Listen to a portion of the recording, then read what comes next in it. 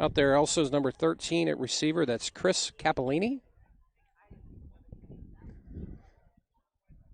Number 95 is Luke Dupre, your running back. Number 84 is Jonah Pinder. He's split far out to your right.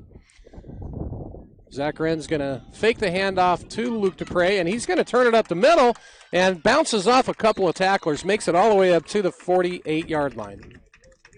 Weaver. Sorry, that's Weaver.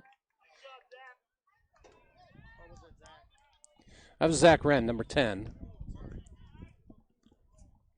So that'll create a 3rd and we'll call it 2 for Pinnacle.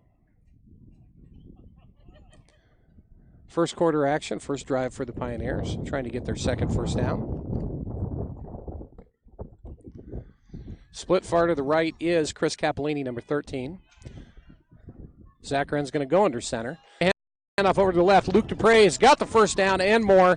He's going to keep the feet moving for an extra 3 yards. Good run by Luke. Makes it up to the 37-yard line. Move the chains.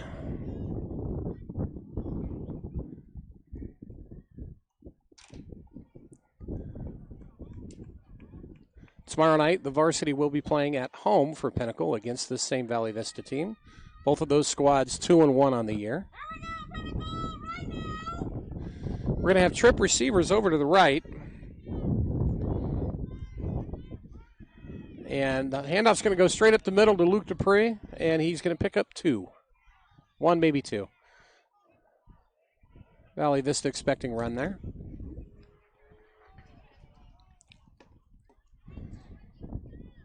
Jonah Pinder, number 84, is going to split out to the left, and he's going to be there along with number 5, Jordan Huff.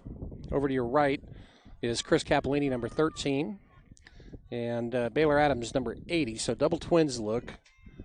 Zach Wren is going to play action, and he's going for the post pattern, and incomplete, intended for number 13, Chris Cappellini. That'll create a 3rd and 10 for Pinnacle. Ball at the 30, we'll call it the 38-yard line, actually, of Valley Vista.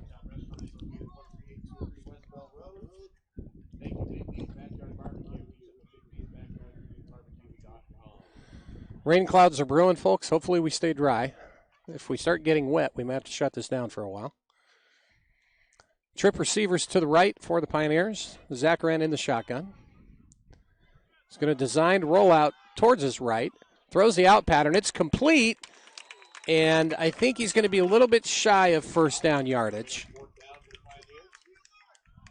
So good pitch. 3 first downs in, so we're controlling the clock.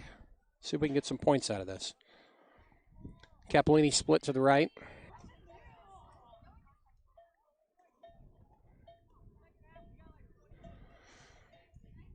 And for the extra point attempt, it looks like we are going to have number 13.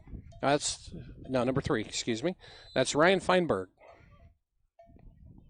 The holder is number 13, Chris Cappellini. Snaps down, kicks up, plenty of leg, and it's good. 7-0 Pinnacle. So good start for the Pinnacle Pioneers. Very good drive. Took over, a little ground and pound action, couple of throws. And just like that, it's 7-0. Now we have the special teams heading out. Coach Eric Ardall. Also, a lot of these coaches, folks, for the JV also work varsity.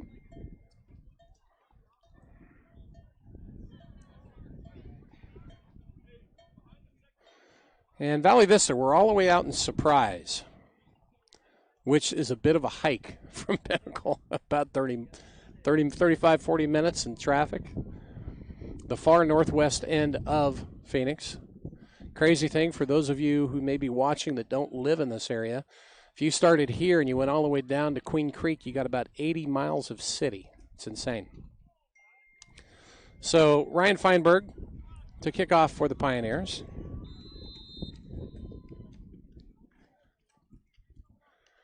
And it's a bit of a poocher. They just fielded at the 40 and down immediately for Valley Vista, covered up by number 23, Cameron Ramirez for the Pioneers. Now we get to see our defense in action.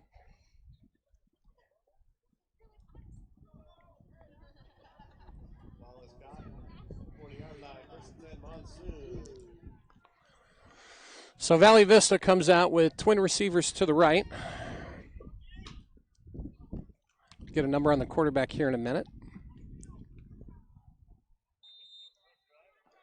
1st and 10 from their 40.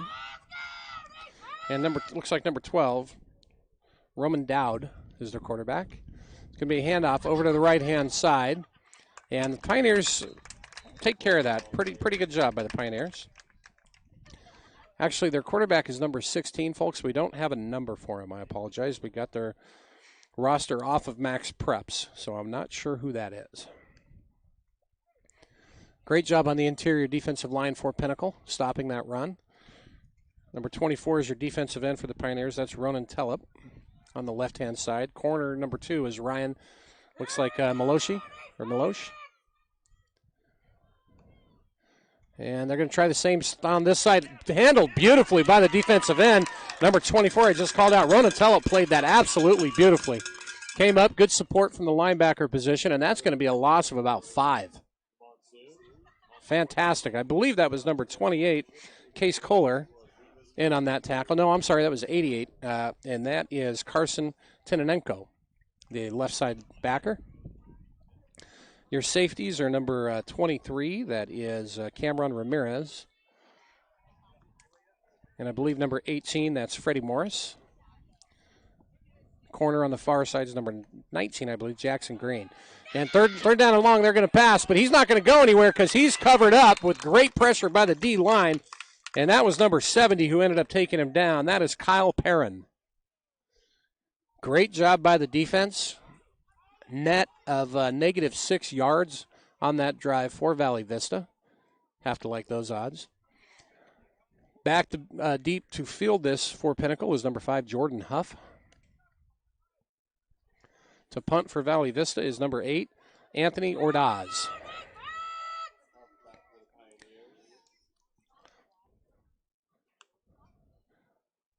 And they got pressure on him. They didn't quite get there, but they did cause a short snap.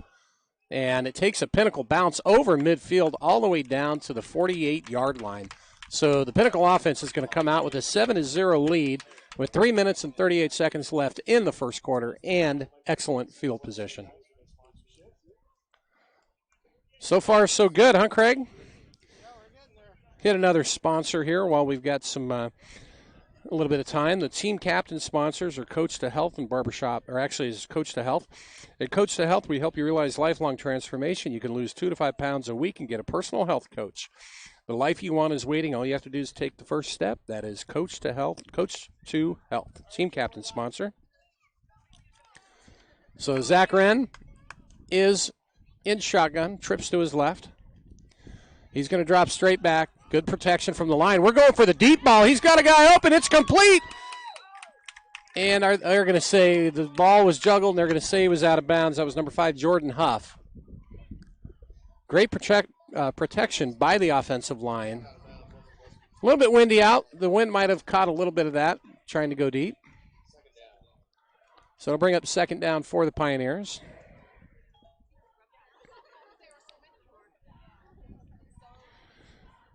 And we normally don't do JV games, folks, so I'm not sure who may be listening, but if you are, you'd like to do a little shout-out over the air, please feel free to give me a text. G-rated, please. No R-rated stuff. 623-687-6003 to get your shout-out text. And here's a handoff up the middle, Luke Dupree again, and he's going to power forward for maybe 3 yards.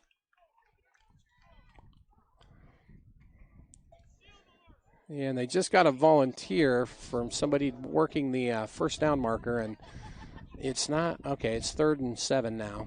Just got it correct. So the Pioneers on a 3rd and we'll call it 8, actually. Going to come out with trips to the left, and hey, we got Craig. Craig's going to join Craig Dupree, the brains behind the operation, the technical wizard. Craig, how are you? Doing great today, Todd. How good. are you doing? I'm good. So you're going to multitask. We're going to try. Zach Wren rolling to his right. He's got some room. He's going to try to run it for the first down. Cuts up the middle. Boy, he's going to be close. Picked up some good yardage. I don't know if he quite got there. He's going to be really close. So we'll call it 4th down and maybe a half of a yard.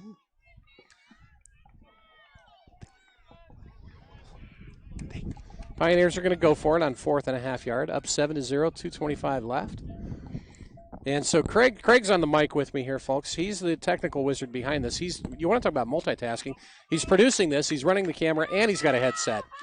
Can you pat your head and rub your belly at the same time, Craig? Just on Tuesdays. Just on Tuesdays, okay. And actually, really well done by the Pioneers. On the hard count, they do get Valley Vista to jump, and that's the easiest way to pick up a first down. So move the chains. Yeah, actually, a shout out to Todd for driving all the way from South Scottsdale to the west side, or actually east side of L.A. to announce this game. Thank you very much, Todd, for coming all the way out. You know, it's kind of fun. First time I've done a JV game in 8 years. So with our new technology and the NFHS feed, we're able to do this. So it's a lot of fun. Yeah, Zach Wren under center, and it's going to be handoff over to the left-hand side. There's great blocking. What a seal on that left-hand side. And a pretty nifty run for number 45 for the Pioneers, and that is Bobby Weaver. It's going to be good for close to first down yardage. That Vince Lombardi used to say, we get a seal here and a seal there, right? There's a lot of seals on that play.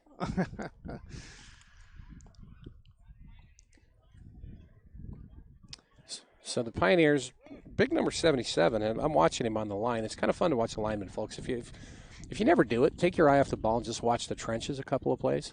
These guys work really hard. Todd, your boy was in the trenches, wasn't he? He was, yeah. Yeah. Undersized, too. And I don't know if they got there.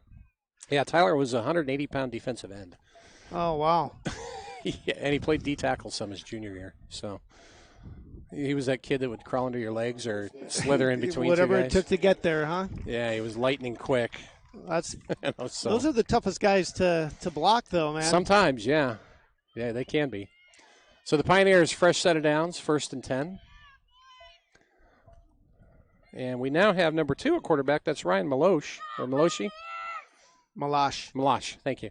And it's going to be a quarterback keeper and a little bit of a wildcat formation, and they sniff it out pretty well. I don't think he picked up anything. Malash has closing speed. He looks can quick. Catch almost anybody from behind. That's a nice superpower to have, let me tell you. So is there a timeout on the field? Looks like it. So, Craig, catch us up to speed. We got some new technical things we're doing here. I mean, obviously this year with being able to broadcast the freshman and JV games, which is great, or at least film them for sure.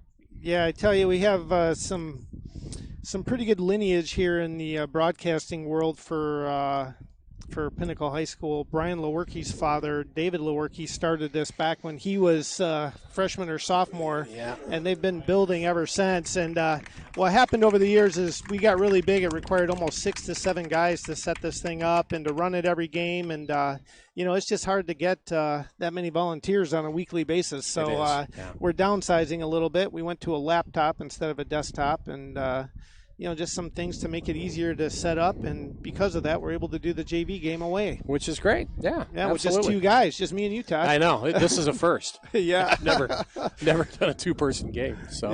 Yeah. And you get the multitasking word. I'm sitting on my keister, Yeah. Well, it's not like we have 2 cameras and replay and stuff like that. This can be pretty basic tonight, but this is really a test run for all of this for Friday night. Homecoming at Pinnacle High School Friday night. Against Valley Vista, yeah. Yes, and, the heck of an effort they had last week up in Washington. Wow. Oh, yeah, it was a tough loss. The boys played so well. And against a really good team. Yeah. Well, they're ranked 14th in the nation. Yeah. Eastside Catholic. And only lose by 2. Was a great effort. Yeah, the announcers on their side were saying they averaged something like 47 points a game, and we held them to 21. So right. That says a lot right there. So Pinnacle on I believe it's 2nd and 10. Zach Wren's going to play action, roll to his right. He's got a little bit of time. He's going to throw the deep out pattern, incomplete. So that's going to create a 3rd and 10 for the Pioneers. See a lot of different looks with this offense on all levels. So, obviously by the time they get to varsity, they run the similar offense on freshman and JV so the kids can get repped and figure it out. With a 3rd and 10, we're going to come out in a double twins look. To the left is going to be number 84, Pinder, along with number 5, Huff. And Zach Wren is going to be in the shotgun. He's going to roll to his right again. And this time he's not quite there. Incomplete, intended for Chris Capellini. Now we got a flag on the field. We do. First hanky I've seen, isn't it? Yeah, I believe it is. Oh, no, we had the offsides. Oh, that's right. That's right. Now, if it's against us, they may choose to decline this and create a 4th and 10. Holding, roughing the roughing the passer on defense. So that will create a first down for Pinnacle. Nice. Goodness. So we've kept it pretty clean. We haven't been penalized yet.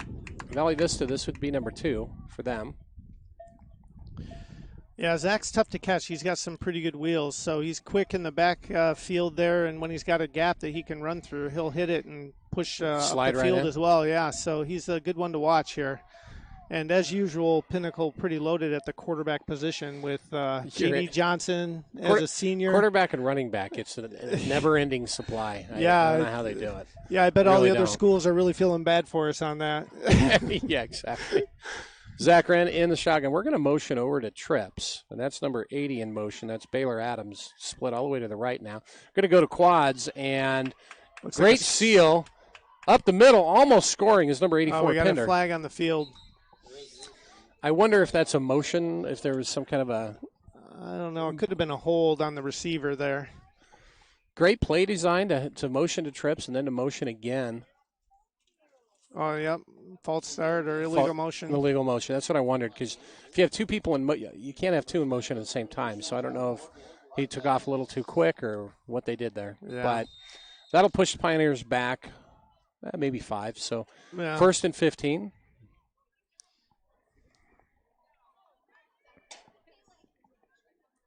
What's nice about this is you can do this on replay as well. So if somebody's not watching live, through pinnaclefootball.com, you can catch the games afterwards. Yeah, this one's going to be posted on YouTube this evening. I was having difficulty with the NFHS feed, so. Okay. It's nice to have both options, right? It is, absolutely. It's nice to have both options. So now we are at 2nd and so is it going through YouTube now then? Is that? Yeah, it's on YouTube. I sent the link out through the email distribution list. So if you know somebody that has a player on the team, reach out to them and sure, they'll forward the link to you. 2nd and 14 for the Pioneers from the 16-yard line. Going to stay with the trips right formation. And Zach Wren in the background.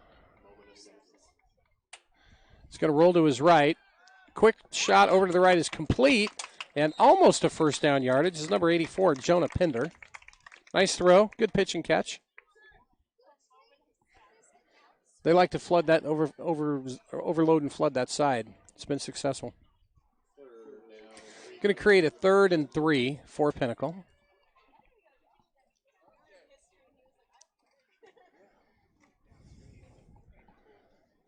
And Zach Wren's going to come under center.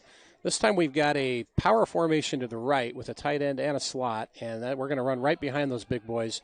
And I believe that's Luke Dupree, who's going to be close to a first down. Makes it up to maybe the 4. So 4th and short. We're in the second quarter, folks. 9 minutes, 45 seconds left and counting. 7-0 lead for your Pinnacle Pioneers. And we've got a 4th and short. We can get a first down technically. It'd be at about the 1-yard line. Zach Wren under center. Same power formation to the right. And we're taking a look at possibly changing the play, it looks like. Zach looks over to the sidelines. Motion to the left. And another power play straight up the middle. And this time we're going to be maybe not in, but I think we should be able to get the first down from there. We did. So there was about a half yard between the goal line and the first down marker, and we managed to land right on it. Hey, man, if you aim for something and hit it, that's a good shot, right? I would agree. So 1st and goal for the Pioneers from the half-yard line. Think you might let the big boys eat and just go straight up the middle again? Maybe. Possible. Number 56, Ethan Owens, checking into the game. Yeah, they took Weaver's their fast back. So Luke is much more of a power up the middle back. Weaver's a little bit more of a outside on the edge. So I would expect maybe a pitch play to the left or or something of that nature. Or the quarterback, Zach Wren, can just run it in for a touchdown, right? Well, that works too. That's another option. Touchdown, Pinnacle. All right, 13-0. 8 minutes, 31 seconds left in the first half.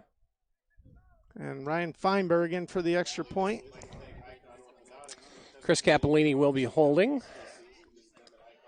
So big win last night for the freshmen. They took it to them, right? It was, 46-7 or something like that. Wow. Gotta like that. Yeah, it was a good game. The boys played really hard.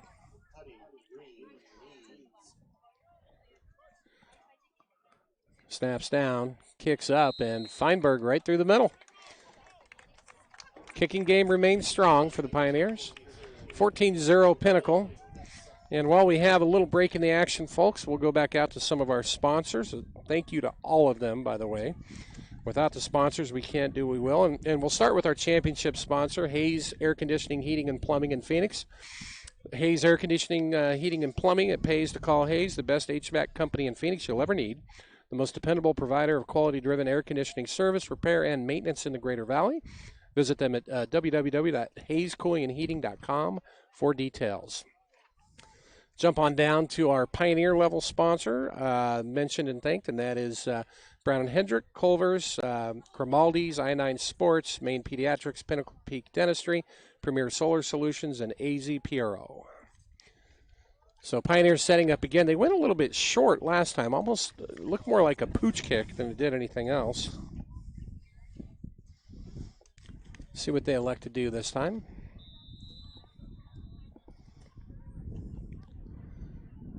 And this time they're going to go a little bit deeper, try to hit it into the wedge. It's fielded at about the 22.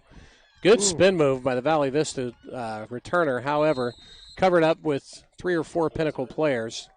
And they're going to have decent field position at the 35-yard line. That was a nice little spin move, huh? Yeah, that was.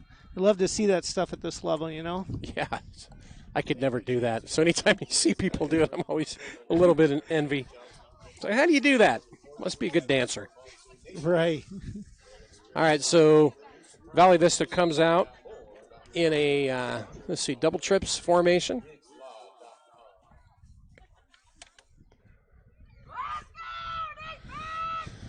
Good pressure by the line. Quarterback's got a little bit of room, rolls out, wants to keep it himself, but a nice open field tackle for the Pioneers.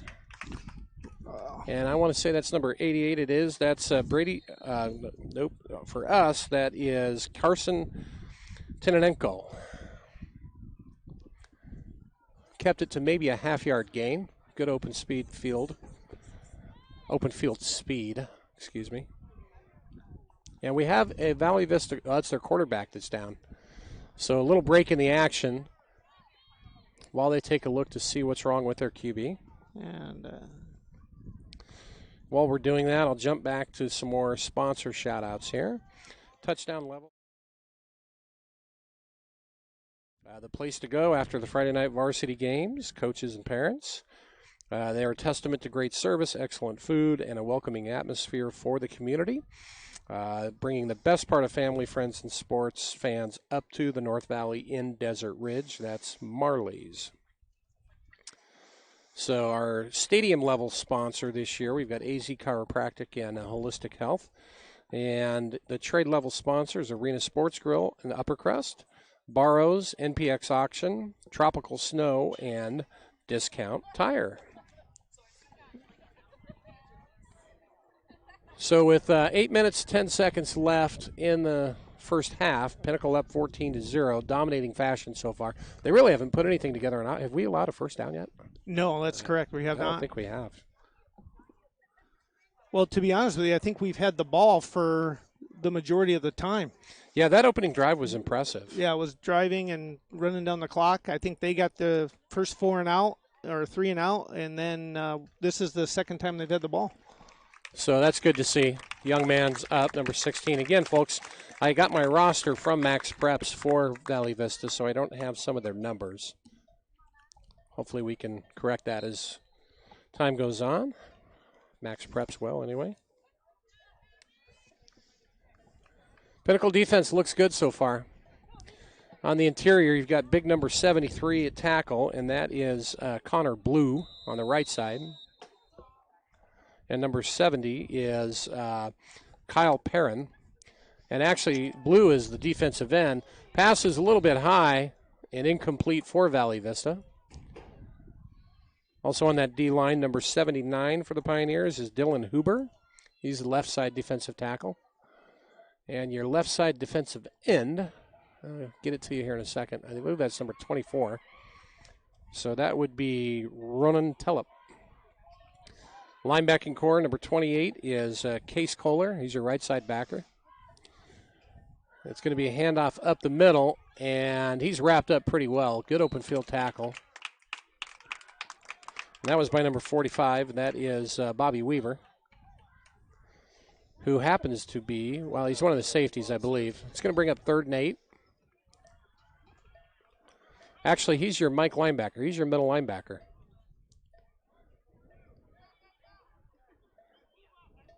So with a 4th down, we're getting into punt formation. Back deep for the Pioneers, I believe, is Jordan Huff, number 5. We got a low snap, folks. Kicker does a nice job of getting rid of it. We may have a chance for a return. Nope, it's going to bounce. So we'll take over at the 30, call it the 39-yard line for the Pioneers, 38.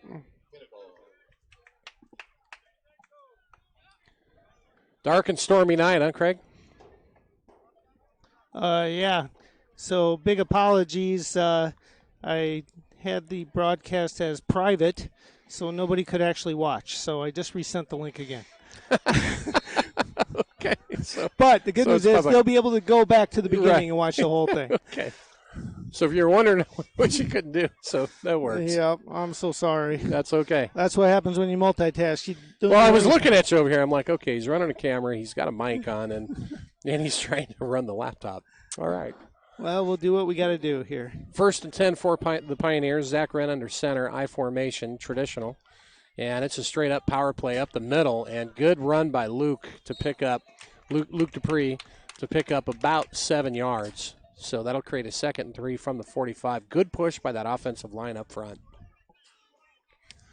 They've got some powerful kids up there on the line.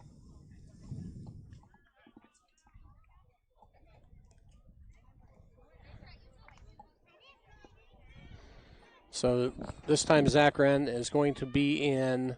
Now he's going to go under center again. This time it's an offset eye look. And we're going to throw out of it. Quick slant patterns complete. Up to the 40. It's a foot race. Down to the 30. Stumble, bumble. 18-yard line. Great throw. Good catch. That was Jonah Pender, who just tried to keep his feet, and he kept it for a while to pick up another 20 yards. So that'll create a 1st and 10 from the 19-yard line of Valley Vista with 6:29 left. Pioneers up 14-0.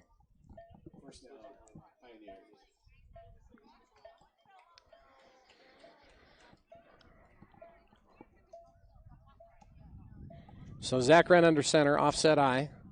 And it's going to be a play action. Hits his back out of the backfield. Good-looking play. And hello, that was number 80, Baylor Adams, who just on that play, Baylor Adams was the hammer. The defender was the nail. And you see that once in a while. Sometimes you're the hammer. Sometimes you're the nail. He was the hammer on that play. Always better to be the hammer. You're right. Always better to be the hammer. That's going to create a 1st and goal situation for the Pioneers. Already up 14-0. All right, let's see if we can do it again. I'm all for it, man. You know, it's funny. This so now we're going more traditional. This offense is out of the 1980s. You got one receiver to each side, a tight end, and 2 backs in the backfield. And a good fake. Luke Dupree up the middle. That's going to be a touchdown for the Pinnacle Pioneers. Zach Wren's fired up, and he should be. That was a great play fake. That was a great play fake by the quarterback. And Luke, good hold by the offensive line. And just like that, folks, it's 20-0. Pretty impressed so far. Yeah, that was good. He's been talking about this game all week. He was pretty pumped up. That's awesome. That is good. It's always fun to score a touchdown, isn't it? Yes. So in for the extra point is number 3, Ryan Feinberg, and he's going to put a good leg into it, and it's good. It is good. Good job by the holder, number 13, Chris Capolini, to get that ball down.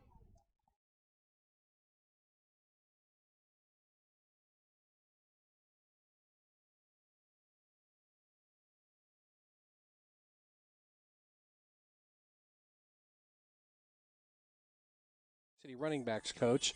His third year with the program. He played at Methodist University in North Carolina, and originally he's from Georgia. So, good guy. He led the JV last year to an undefeated season, if memory serves. Yeah, that's true. I believe they were. So, Coach Henshaw, he's got a lot of assistants and buddies with him, too. I'll go over that a little bit more at halftime, but very solid coaching staff. Yeah, I believe we have 17 coaches on the staff between the freshman, JV, and varsity team. And you know what? When you look at the resumes of these guys, there's some pretty impressive things. Yeah. They really are. So to kick for the Pioneers is number 3, Ryan Feinberg. Call it the hit squad joining him. See the other 10 players out there. He's going to go deep, and boy, he puts a boot into that. That was a nice kick. Fielded it to 5. Going to head straight up the middle. Got a little bit of room and quite a bit of speed, but a double leg takedown and with 3 other guys helping out. He's down at the 26-yard line. Good stick. Going to see if I can get a number on that. That was a great tackle. I think that's number 1.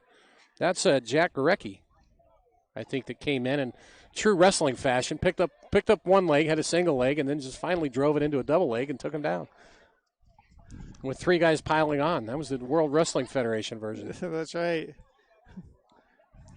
So Valley Vista will have it 1st and 10 from their own 27. Now, in high school wrestling, you're supposed to set the opponent down. I don't think that applies in football. I think no. You can put them down with as much force as you can. Oh, almost picked off. New quarterback for Valley Vista, and that is number 80. And I believe that, of course, I don't have a number for him either. None of their numbers match. Sorry about that, folks. Yeah. Printed this today, and I'm like, okay. Like, not a single person matches. I'll focus on the Pinnacle kids, I think maybe next time we do a JV game, we'll ask the coaches before, because I think they get a roster from the other team. It could be. Run up the middle is going to be good for about 6 yards for the Pioneers. A couple of tacklers in there. It looked like on the inside. That might have been, thought I saw number 71. That's, or it's Maldonado that carried. So 3rd and 5 for Valley Vista. Pinnacle showing the traditional 4-man front. 4 minutes, 58 seconds left in the first half. Play action. They're going to throw the swing pass, and it's no good. Intended for number 9, and the linebacker's barreling down on it. And that would be the third 3 and out if they decide not to go for it here. Yeah, they're down 3 scores. 4 minutes, 50 seconds left. This will be an interesting call. They may just roll the dice and say, look, we got to get something going here. Yeah, you're right. But they're starting QBs out, so their backup QB, that's exactly what they're going to do. They're going to go for it. So big 4th down for the Pinnacle defense. And another quick throw. This time it's complete. And, boy, I'll tell you, the Pioneers really came flying up. It looks like we're going to hold them for 0 gain, and that's going to be a turnover on downs. Great job on D. The defense is holding strong today. Great job on D. They were all flying to the ball. You know, that's what you like to see. Yeah, a sea of white around a blue jersey. That's what you want, right? So great opportunity for the offense. See if we can tack on another one. Go up 28-0 into halftime. That would be impressive. Yeah, you know, it's funny. You're talking about the coaches and that game last week against Eastside Catholic. The defense really shined. They played tough. Well, the Ohio State receiver, that guy was unbelievable. Oh, my goodness. Well, I mean, unbelievable. I was really more impressed with their defensive end, number 33. That kid's he's a monster. I know he was Samoan. Tosh Baker did a nice job. The offensive line held their own. They did. Without a doubt. Play action. Zach Wren's going to go for the home run ball, and it's going to be a little bit underthrown, almost intercepted. I like the call, though, you know, based on a big play. Go for broke the first time. Sure. First chance you get. Well, you got good field but position. But no, that defensive end that they had for Eastside Catholic up there, he's the number 1 rated defensive lineman in the junior class in the entire United States. Wow. So I could you think see he's it. any good? No. I was a little disappointed. That's a lie. Yeah, he's He was everything they touted him up to be. Yeah, he was an absolute beast. I don't know if you watched the stream. He actually got hurt in the second quarter, and he just kept playing. Yeah. Zach ran up the middle on a QB keeper, and he's going to turn the corner up to the 20. Nifty piece of running by the QB, Zach Wren, and he's going to get a first down all the way to the 16-yard line for Pinnacle. That looked like it was an option handoff, and he decided to keep it was a read option. Yeah. It was a read option. He read the end perfectly, and he saw a giant hole. I'll tell you what, that O-line, they're blowing up some nice holes. They really are. See what we dial up here. We've got twin receivers over to the right. Going to go a double twins look, actually. So it's 2 receivers left, 2 receivers right. And Luke Dupree in the backfield along with Zach Wren, who's in the shotgun. Designed rollout to the right, looking for that quick post pattern. Almost broken up at the last minute.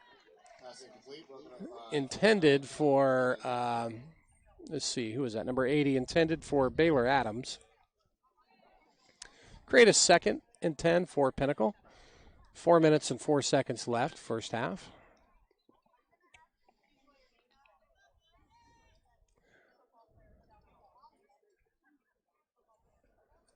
See what we dial up here, Craig. What do you think? Fumble Rooski? Oh, come on. Let's do a flea flicker. Flea flicker. I haven't seen that in a while, actually. Flea flicker. You're going way old school now. Yeah, I think they'll do a roll to the right and see if they can get somebody out. Quick motion jet sweep and nice seal block. Oh, my goodness, what a great block. Oh, they threw a flag on it. And the run is beautiful job on the run, almost by number 84, Jonah Pinder. And Chris Capolini, number 13, with just a fantastic block, but I wonder if they're going to call him on that. Yeah. I'm trying to think how they changed the rules. Are they calling that defenseless player now when you do that? I don't know. It looked like a great block to me. But they're gonna bring it back. Yep. Oh, that's unfortunate. Oh, yeah. What did he call?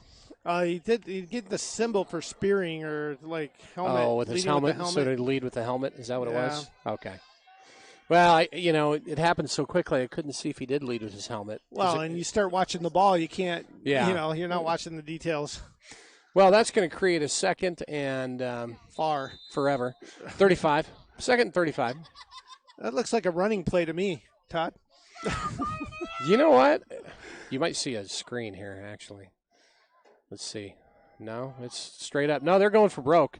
And he's got his receiver. Beautiful ball. That's a touchdown to number 5, Jordan Huff. Zach Wren threw a strike on that.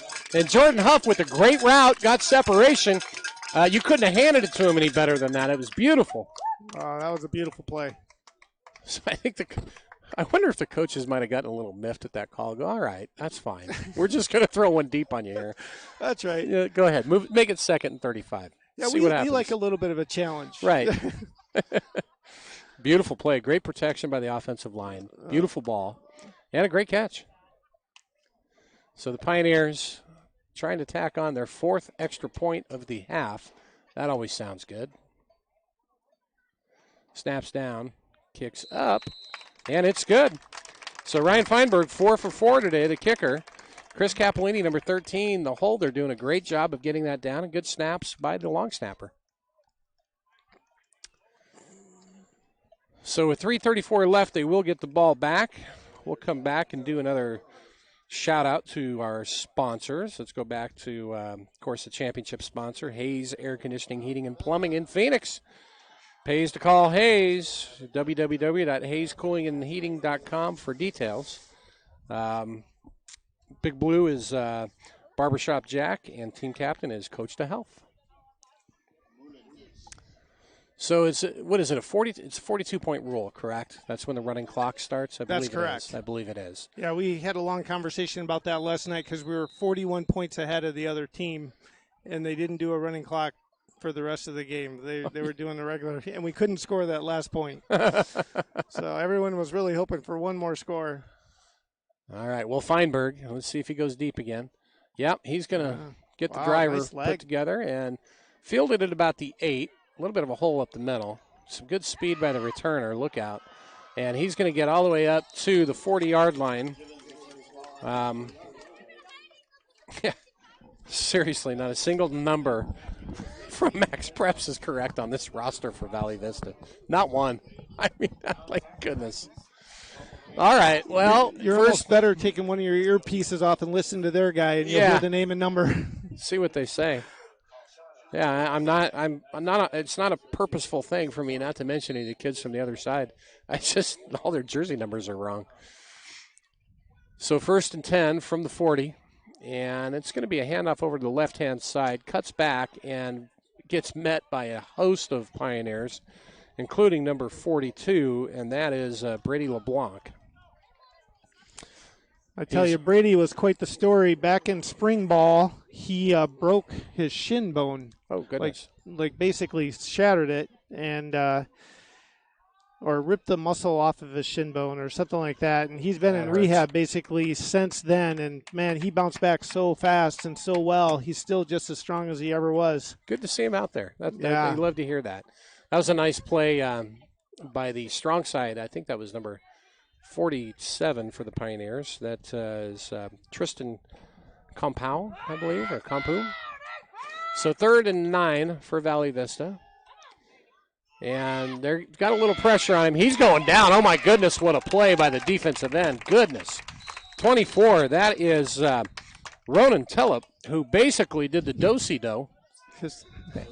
Yeah. You guys pumped over there? Oh, that's her boy. Oh, that's your boy. All right. You can cheer loud. That was a beautiful play. Does he practice that at home, Mom, with one hand and swing you around? Yeah. Okay, I'm just checking. That was he did the well. That was a do-si-do. You've been doing country swing lessons with him, right? Yes. Okay, I just wanted to check. I've got Ronan's mother sitting right below me on the broadcast.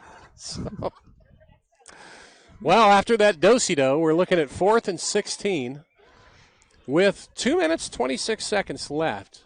It's not that crazy to say that if we get the ball back with three timeouts or 2? We got 2. Might see another. Who knows? I think we could get to 35. Kind of like cookies. Points are like cookies. You want to know why, Craig? Why? You can never have enough. So, yeah, I'm with spoken you, in man. true off the diet for a day fashion. Yeah.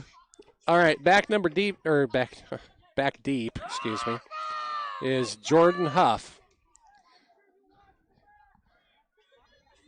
and the loudest cheer goes to Ronan's mom. Offsides by the Pioneers. Bobby Weaver was like, ooh, I think I can get there. But not quite that quickly. It'll still keep it to a 4th and 11. No harm, no foul. Well, they may try it 3 more times. Well, maybe they're setting the block. Maybe Coach Ardall said, hey, let's see if we can get there on one. A lot of activity at the line. Snaps back, and it's going to be a fake, and they're going to take him down. Great job by the – I'll tell you what, good job tackling him, but great job behind to make sure that they covered the receiver, because that was a designed fake all the way. And you want to know what, Todd? You can never have enough cowbell. No, you can't. I need more cowbell. Was that your best Christopher Walken? No. I work with a guy that does a great one. So they wanted me for Halloween to go as Will Ferrell. Oh, you'd be a good Will Ferrell. Ferrell. I've done like 4 of his costumes in the past. I thought, I don't know if I want my belly hanging out in a brown sweater. In any event, Pioneers 1st and 10, double twins. And Zach Wren over to the right, beautiful ball, complete. And it's going to be close to first down yardage. That was Baylor Adams on the reception.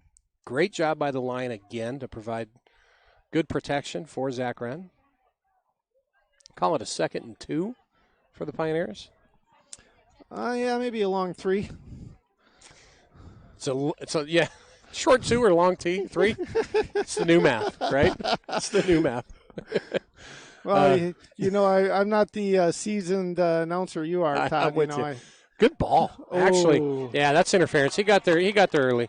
Jonah Pinder was that's the receiver, and pretty good arm strength by Wren to get that. Those aren't easy throws. When you're on the right hash and you throw a 7 to 10 yard out on the left-hand side, you got to put a little pepper on that. Yeah, it's about a 35-yard pass to get 7 yards. And not just any pepper, a hot Hatch chili green pepper. You got to put a little spice in that thing to get it there. A little ghost pepper action.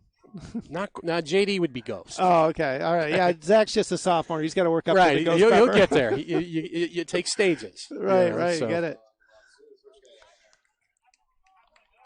So first, all right, that'll give us with the penalty 1st and 10. 1:44 left in the first half. Can we get a first down without a touchdown? It's right on the 10.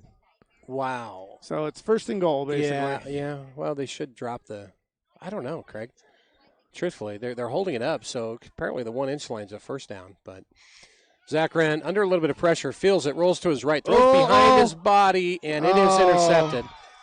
And the Pioneers do a good job of making sure that wasn't a pick six. That's a tough throw.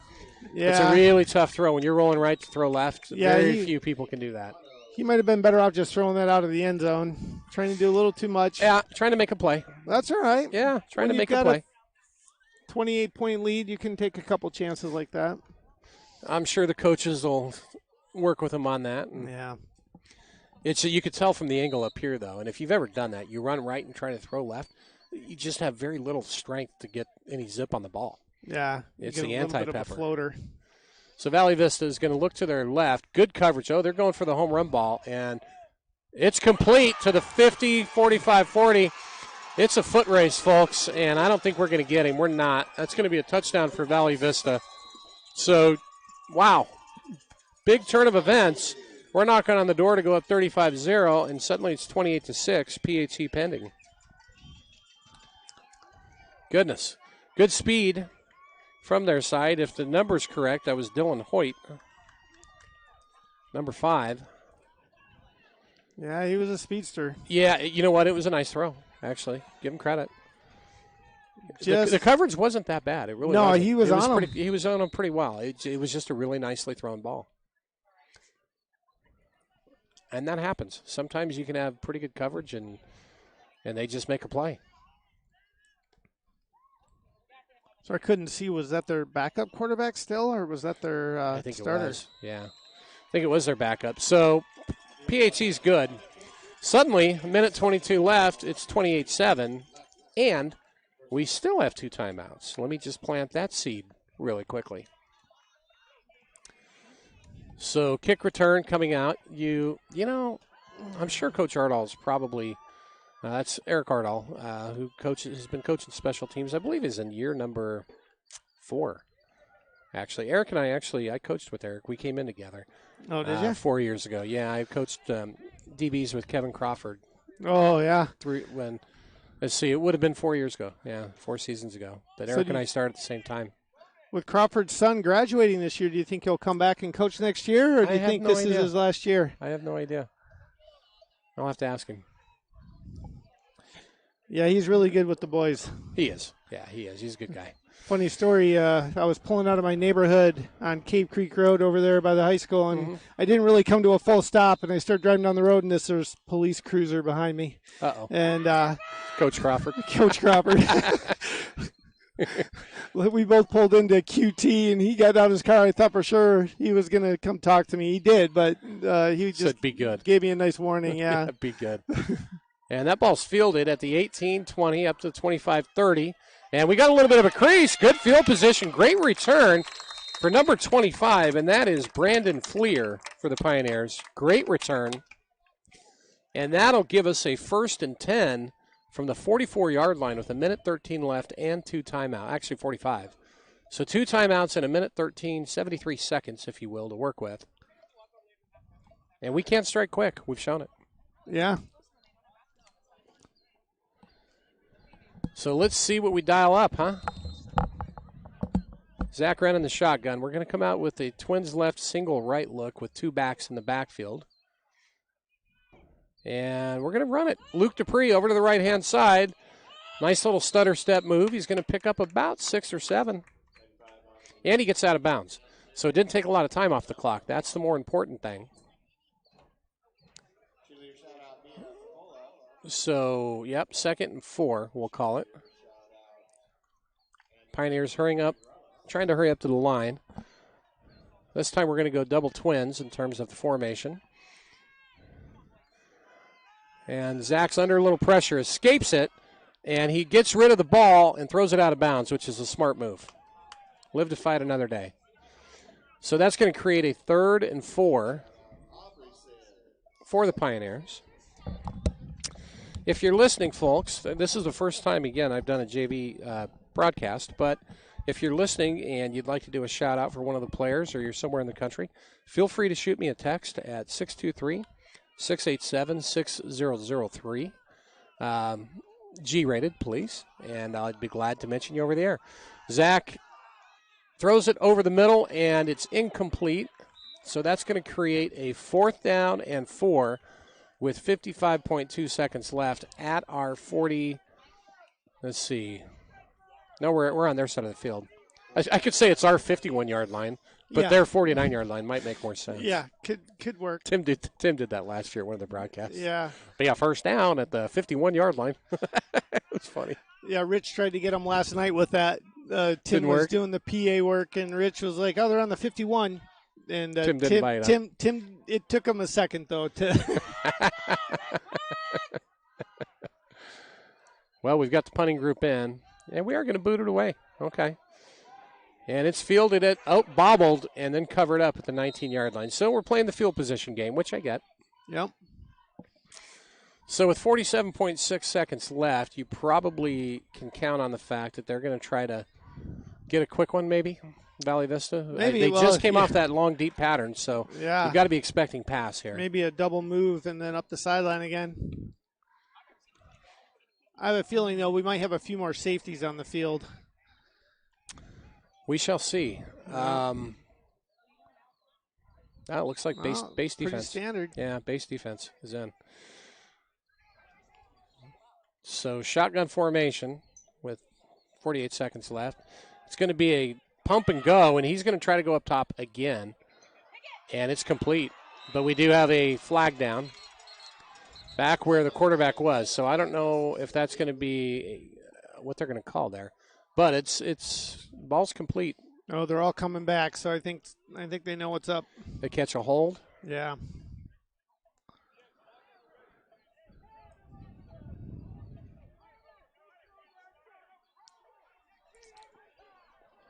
Let's see what the call is.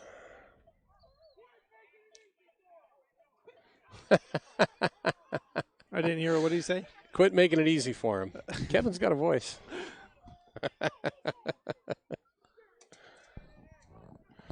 So we're now going to be, they're going to move him back 5.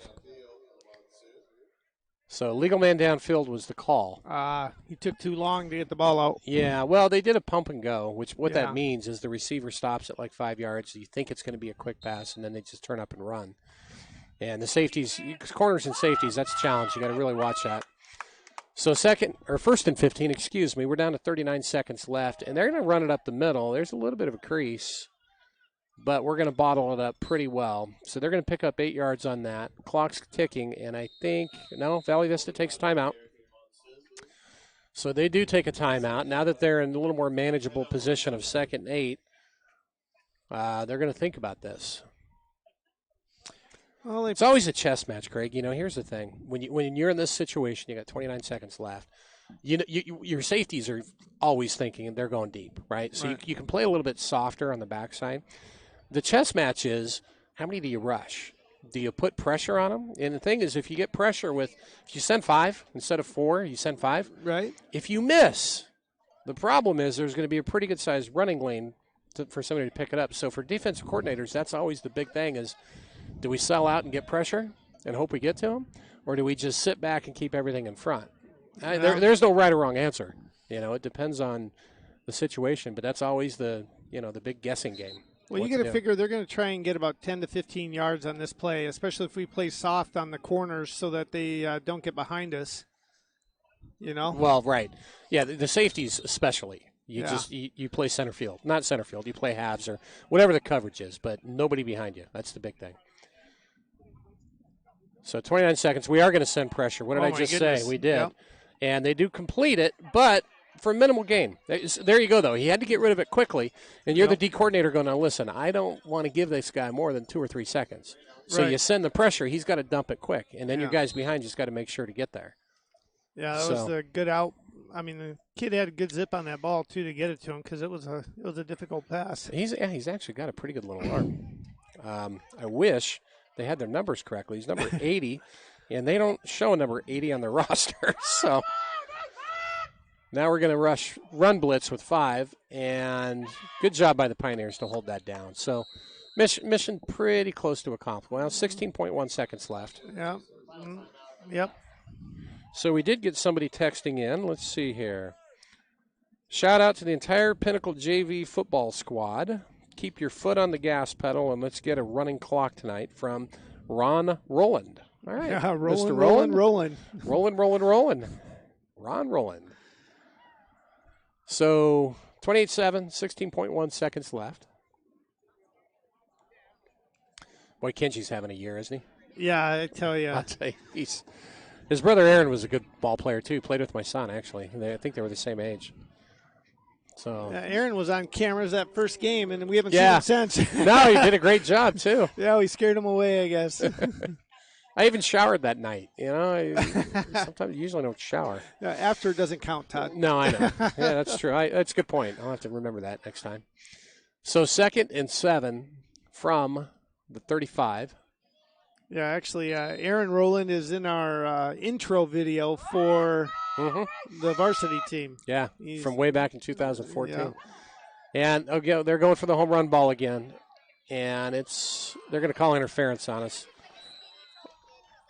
So it's going to be interference. So did he catch it? No, he didn't. But that's all right. You can't shield. That's what they called was shielding. If the ball's in the air, you can't run at the guy and go like this or with your hands up. You've got to turn your head. If you turn your head, you can do that, but you can't with your just run your right head at behind. him. Oh, so that's going to give them a first down. And now with 9.8 seconds left, we've moved it all the way to midfield. We're at the 50-yard line. I don't think you're going to see a 67-yard field goal attempt at the JV level. Seen Stranger Things, but I don't. Yeah. No, I've never seen Stranger Things. You'd never see that. So trips to the right for Valley Vista. And are we going to put a little pressure on? We're sneaking up. There's a four-man line. He got a good jump, too. He did get a good jump. All right, we got pressure. Kid's quick, though. And now we got a penalty flag flying. He's thrown across his body, and that's incomplete, non-catchable. So I believe that penalty is probably going to be holding, which will end the half anyway. Pioneers will decline it, of course. They do. So at the end of the first half, folks, it's 28-7, Pinnacle. On our very first broadcast of a junior varsity game in the broadcast history. So we're in year 9 or 10. Nate did this. By the way, Nate, tomorrow night we're going to have on the mic the original play-by-play guy, Nate Nordstrom, joining us. Man. And so when I joined up, it was Nate was recruited originally by Ben Sweet, who was the Booster Club president, and Nate had coached youth ball, and I think had coached Ben. So Nate's kid was a QB back in the day. And so Lewerke and Sweet got Nate involved, and then they got Tim, and then I followed suit and joined in. So basically you retired from coaching to be a broadcaster. You know what it was, man? I'm glad you brought that up because I had so much fun the year. It was really appreciative of Dana, when I approached him to say, because I coached 30 years of youth sports, right, and a lot of football, but other things too. And never had done anything with high school. And the year I was able to do it was a blast. Just too much time. I run a small business. Yeah. And the amount of time these guys put in, it's insane. You know, for volunteers, you're looking at 25 hours a week. Not everybody can do it, and I couldn't. And I do this, it's maybe 10 or 15 hours a week. That I can handle. Don't fib. You put about 20 hours worth of research in every week to get those numbers and names. And well, I'm a recruiter, man. I research for a living. So, yeah, that's right. So I can do that a little faster. Yeah, I mean, for high school football announcing, Todd comes with a 1-inch 3-ring binder full of pages. Got the plastic sleeves to slide them in and out easy. He's all set. Well, to quote what my wife says, I'm full of useless knowledge. It's great. But no, going back to that year coaching with him, it was an absolute blast. There's nothing like working with the boys. Yep. I had a chance with Rich, our announcer Rich, to coach his kid, Jake. Wow. Jake was a great kid. Awesome. So And on that, probably a good time to, well, first of all, I'll announce this again. Hey, go ahead, do your announcement. I think we might have a guest. Oh, we do. Speaker. Hold on. We have a a guest. I do see a guest right here. Let's see. Hi there. What is your name? My name is Angelia. Angelia. What do you like about football? That my brother plays it. So you like that your brother plays it? Mm-hmm. Okay. Do you know what position your brother plays? No. No?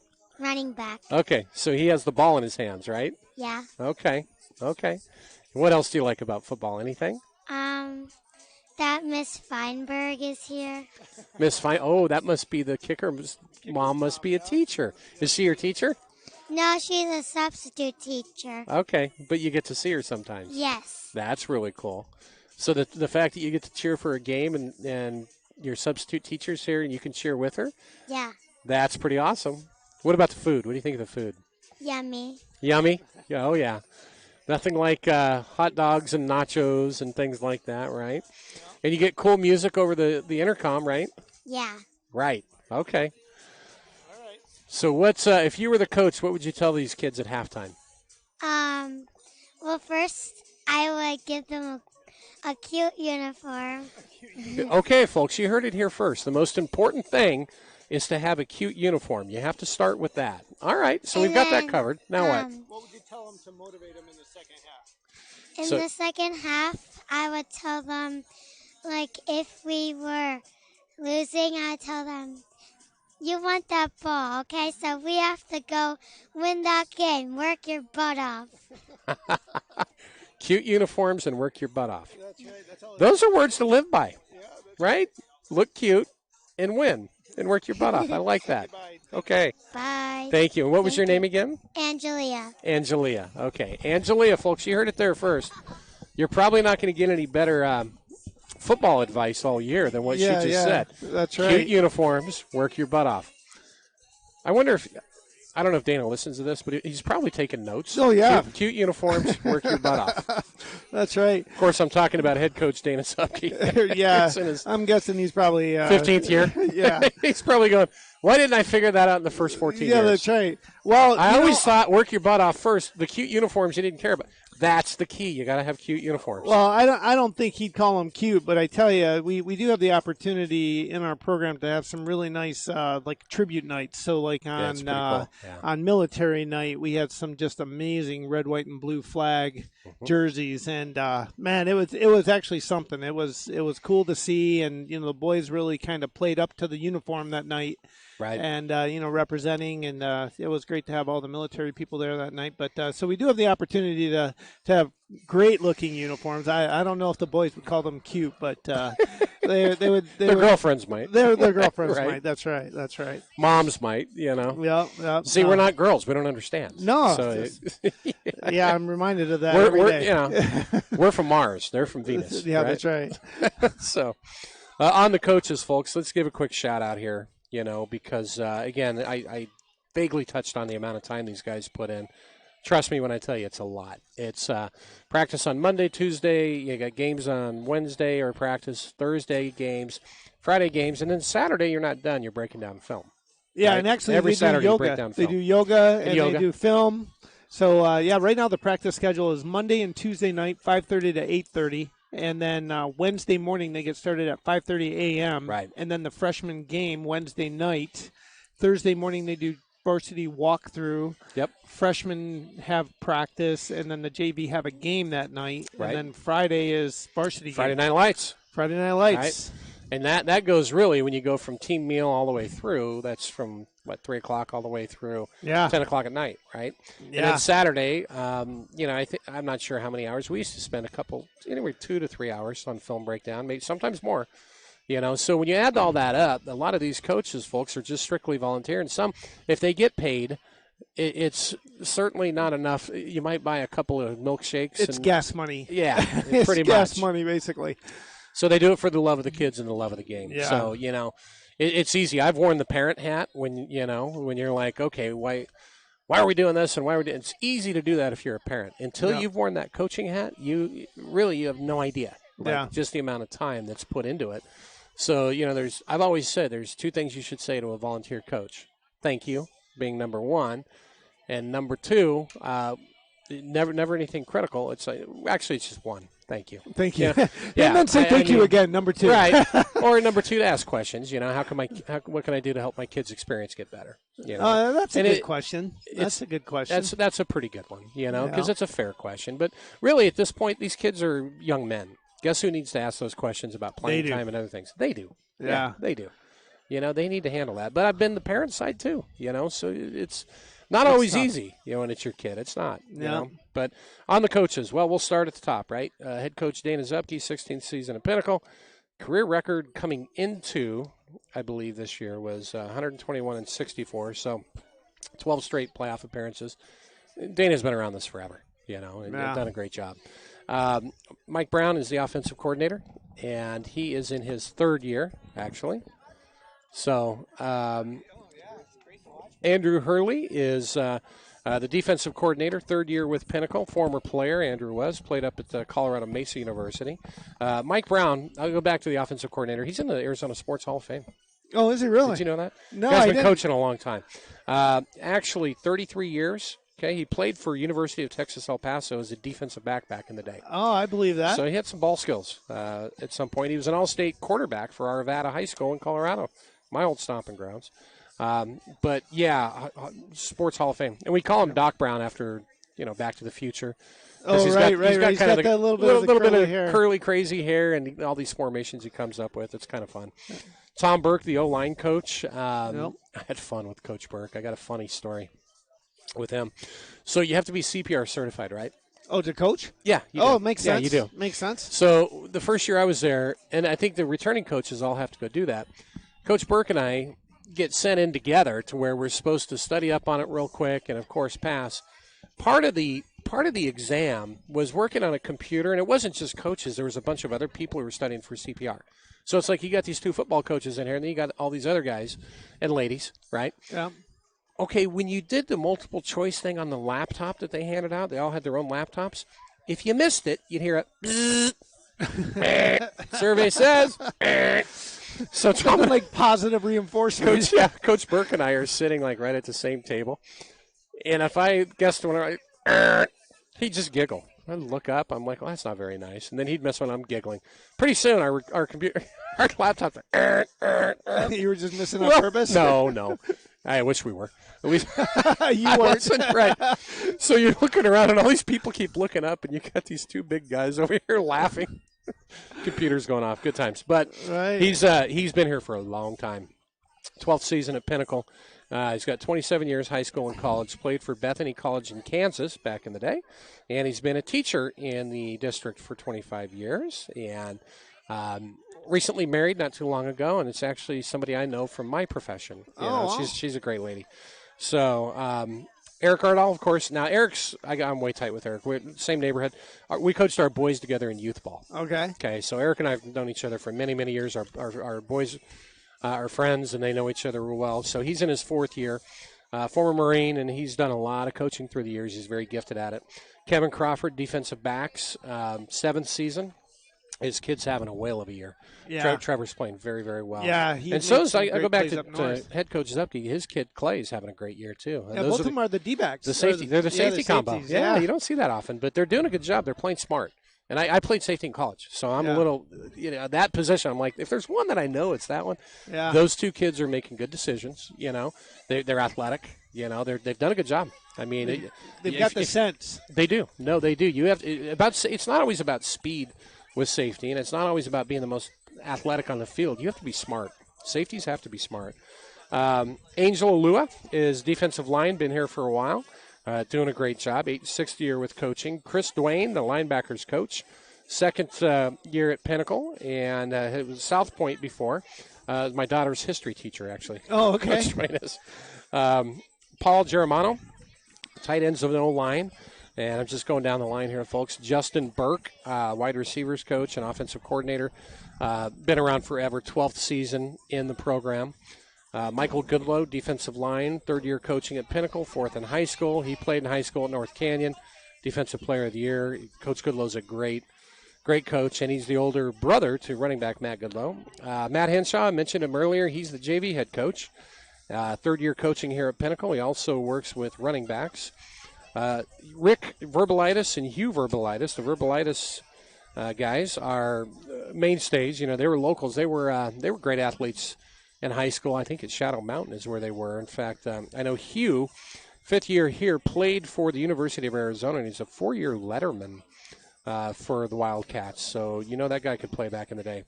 Jason Mickelson, coaching linebackers. Bob Adams is the freshman wide receiver coach. Dave Franklin, linebackers coach. Will Zepke, freshman DC. And, of course, Mari LeBlanc as well. So, Todd, we have a guest for the show. Great. This is C.J. Wren. This is Zach Wren's father. Oh, fantastic. So C.J., besides being the father of Zach Wren, he is on the Pinnacle Booster Club. He runs all the volunteers. Nice. For all the games and stuff like that. So he's going to You get kept up at night on that? Yeah, how are you? Good. So welcome. Thank you. So did he get his arm from you or Mom? His mom. Mom's got the arm? Mom's I got was the just arm. curious. Threw a nice, that was a beautiful ball in the first half down and out. Sophomore? He's a sophomore. He's a sophomore. Okay. And so you got roped into doing all these things. I'm a former booster guy. Sure. And I watched Matt Higgins go through all he did and Ben Sweet. It's a lot of work. It is, but it's worthwhile. Anything we can do to give back to the program and things like that, Pinnacle's worth it. So. I would 100% agree. So now, is he your oldest, first time in the program? No, well, he's my oldest boy. I have a daughter that graduated from Pinnacle a year ago. Okay. So you've been around. You've been coming to the games for a while then. A little bit. All right. So what are your thoughts? What are you seeing here with so far? I think it's great. It's definitely a team effort that they're putting together out there. They've got a complete from Luke's running and Zach's passing right now. They're firing on all cylinders. Yeah. Which is why we're looking at 28-7 right now. Well, on the offensive line. No, absolutely. They're blowing open some great holes. They're the unsung heroes. Without a doubt. But always. if you're like your kid, you're being the quarterback, they know. Oh, absolutely. Number one rule of being a quarterback: take care of your lineman. As long as they're keeping him upright and stuff like that, absolutely. You're right. So it does. So, if you want to hang and do a little color commentary, you want to hang with it and do a couple plays, or what? Not really my forte and stuff like that, but every couple of plays, fumble Raya, fumble Ruski. Just come up with something there. All right. So we'll get going back here. So we've got CJ, right? Yes. CJ Wren, father of quarterback Zach Wren, is your guest color commentator here, folks. And you're going to know the kids better than I do, so that's good.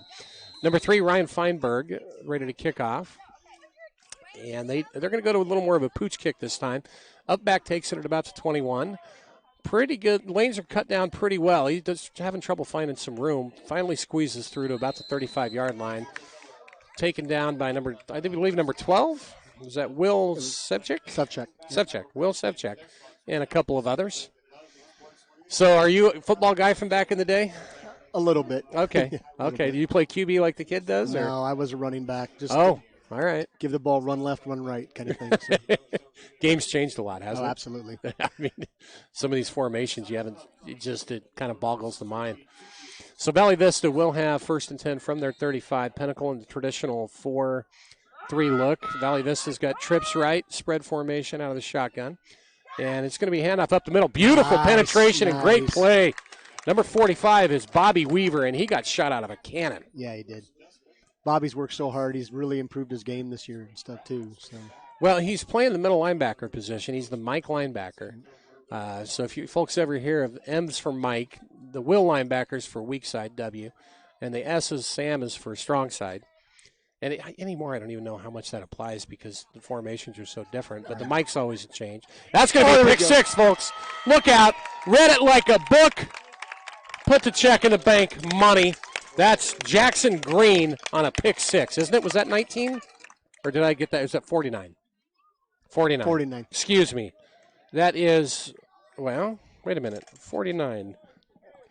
I don't have a number here. Was it 49 or 19?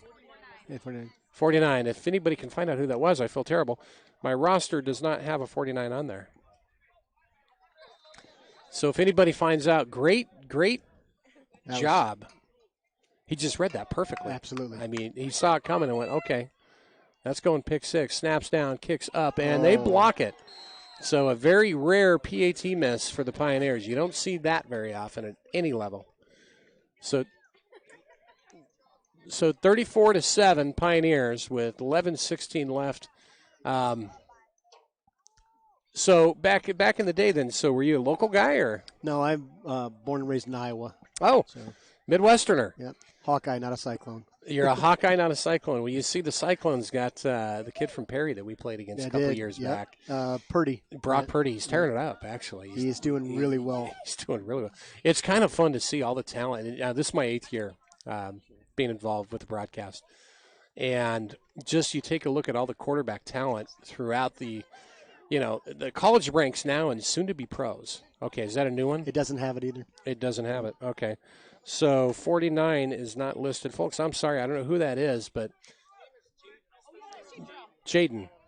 Okay, so Jaden, we've got this much. That was Jaden with the pick 6. And Jaden, that was incredible, actually. Fantastic job. But, all the QBs from Arizona. You've got Pinnacle's grads. I mean, Brian Lewerke at Michigan State. Sure. Spencer got in some against Oklahoma, with Oklahoma. We've got an onside. It's going to go right to him.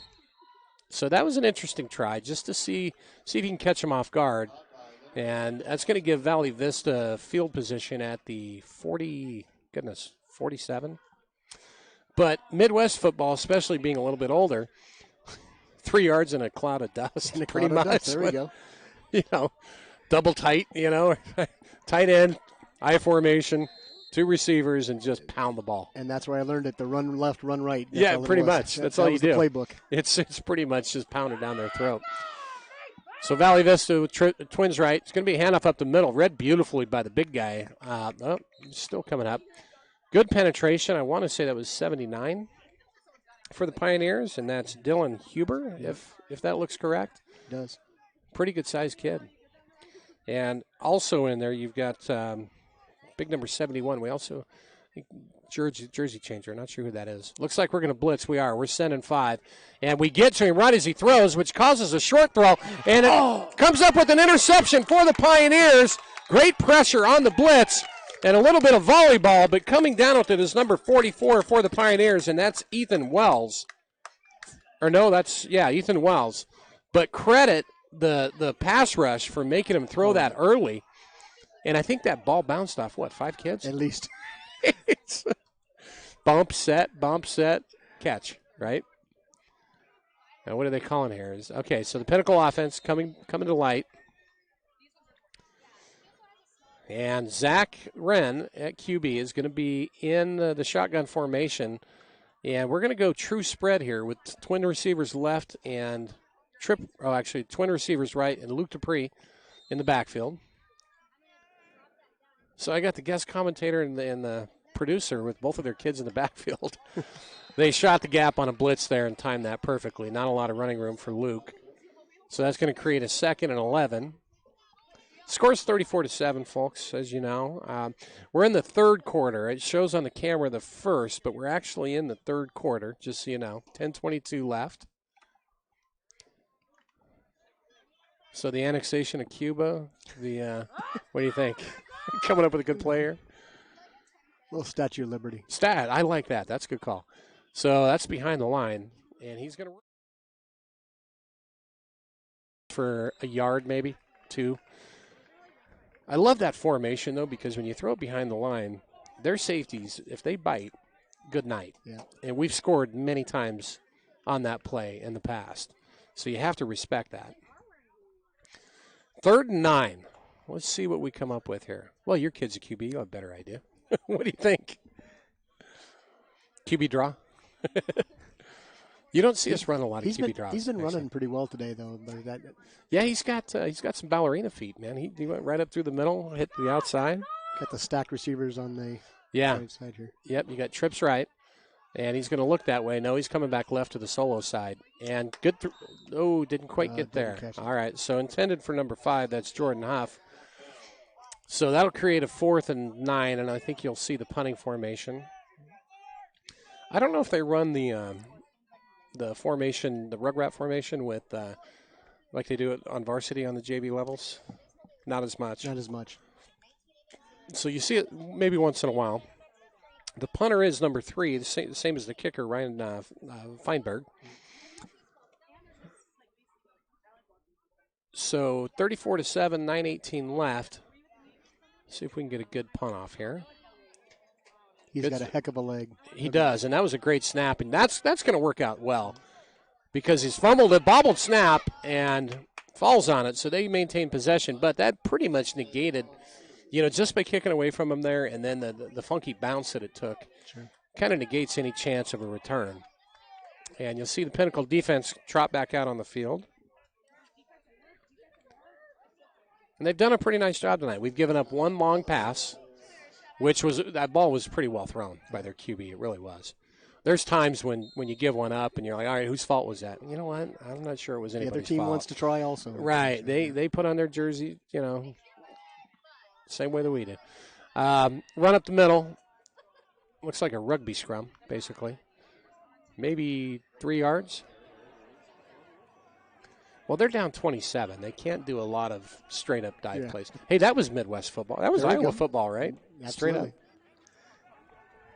Let's see. Oh, you got a full house backfield. That does look like Midwest football. Look at this. It's a reverse wishbone out of the shotgun. And the ball is broken up nicely. Good defensive play by number 49 for the Pioneers, and that is... That's who took that pick back earlier. Okay, his name was... Jaden. So Jaden with another nice play, actually, and he's lined up at corner. So Jaden's your left corner. Number 2 over there is Ryan Maloche. He's the other corner. With 3rd and 7.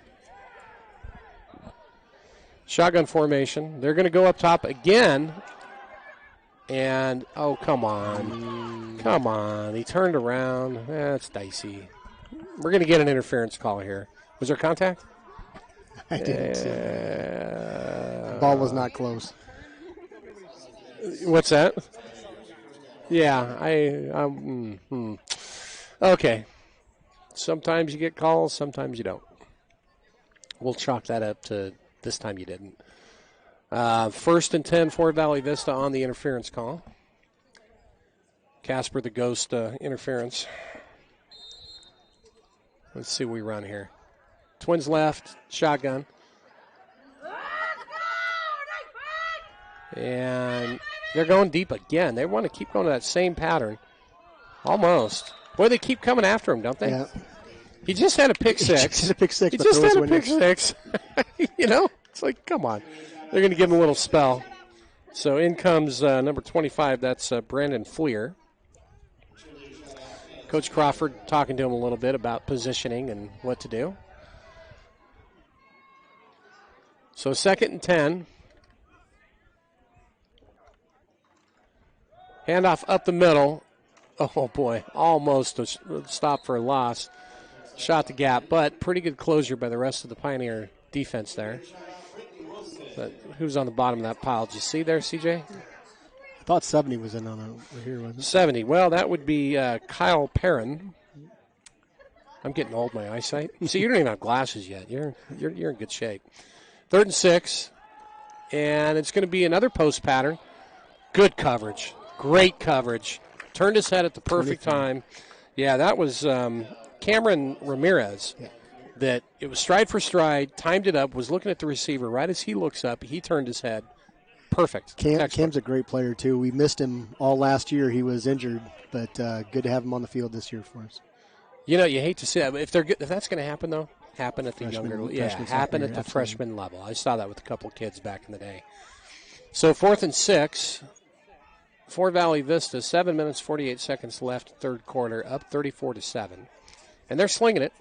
The true spread formation, and they're going to do it again.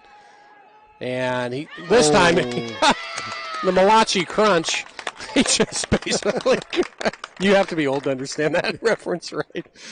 Great job by both defensive players. So I saw big number 79 on that. Who else? Did you pick up whoever? 24 right here. Okay, so Dylan Huber is number 79, and 24 is Ronan. Yeah. Tellep, right? Is it Tellep? Yes, I got it right. Mom's right below me. If I get that wrong, she'll turn around and throw me over the fence, I think. So, all right, so 1st and 10 offense for Pinnacle. QB Zach Wren under center. Got a tight end to the right and a slot to the right. And we're going to play a little pound it.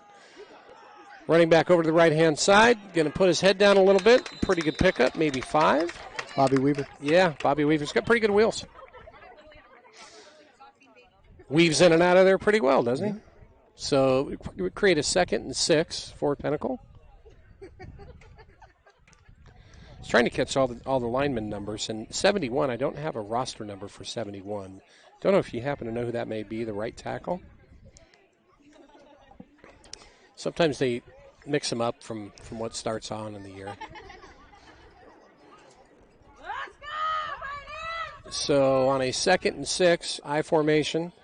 And it's going to be a fullback draw up the middle. Boy, he got shot out of a cannon. That's a first down. That's a great job. Nice. Okay, so that's usually Taylor a Adams. receiver. Yeah, Taylor Adams, usually a receiver. They put him in the up back position, and he just, man, he was at that line quick. That's one of those things, if you're the D lineman, you're like, what was that? Oh. Who just blew past Does him? he have that ball? Oh, he has the ball. I better turn around. So 1st and 10 from the 27. Twins left. Same formation, I formation. Twins on one side, single on the other. And they're going to do it again. Why not? This time they're not going to catch them off guard, so they're only going to pick up about 2. Create a 2nd and 8.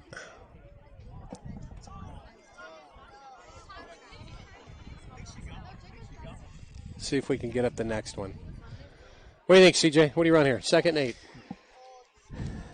Love to see him take another shot down the field the way they did in the first half. Little play action? You might, actually. They're doing a little ground and pound to loosen them up or tighten them up. You called it. There it is.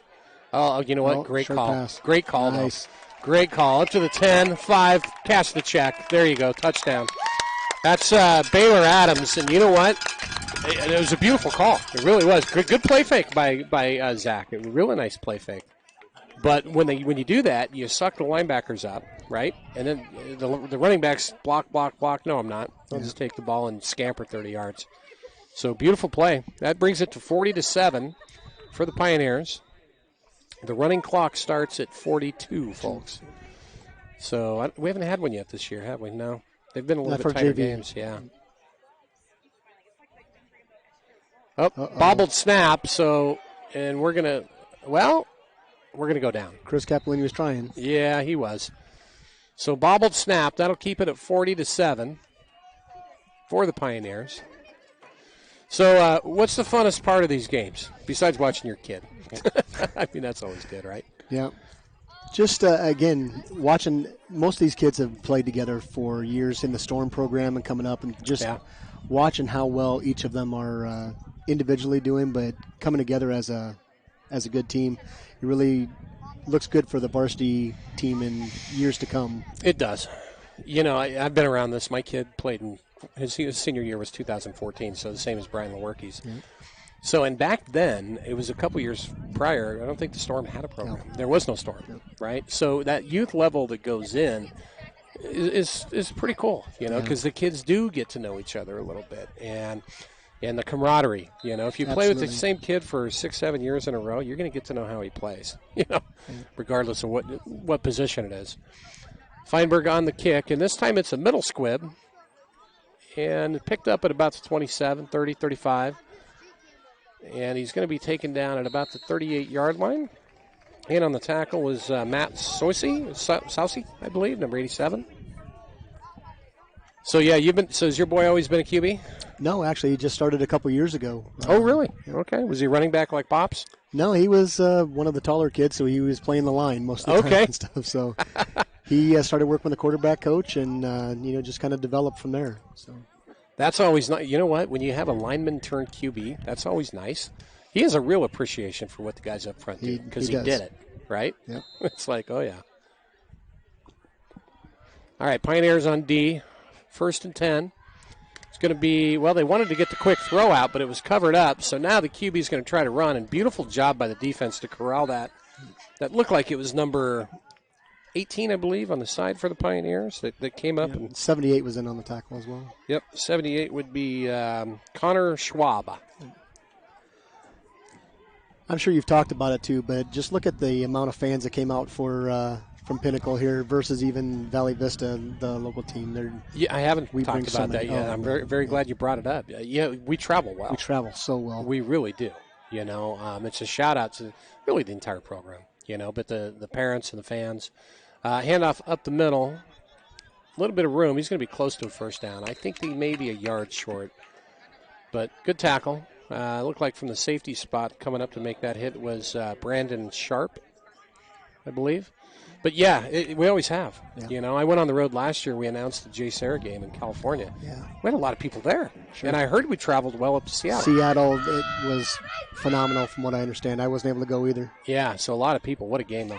And on 3rd and short, we apply the pressure and almost an athletic play by their QB. He took a shot. Yeah, he did. And he took a shot. Good sportsmanship. I love to see that.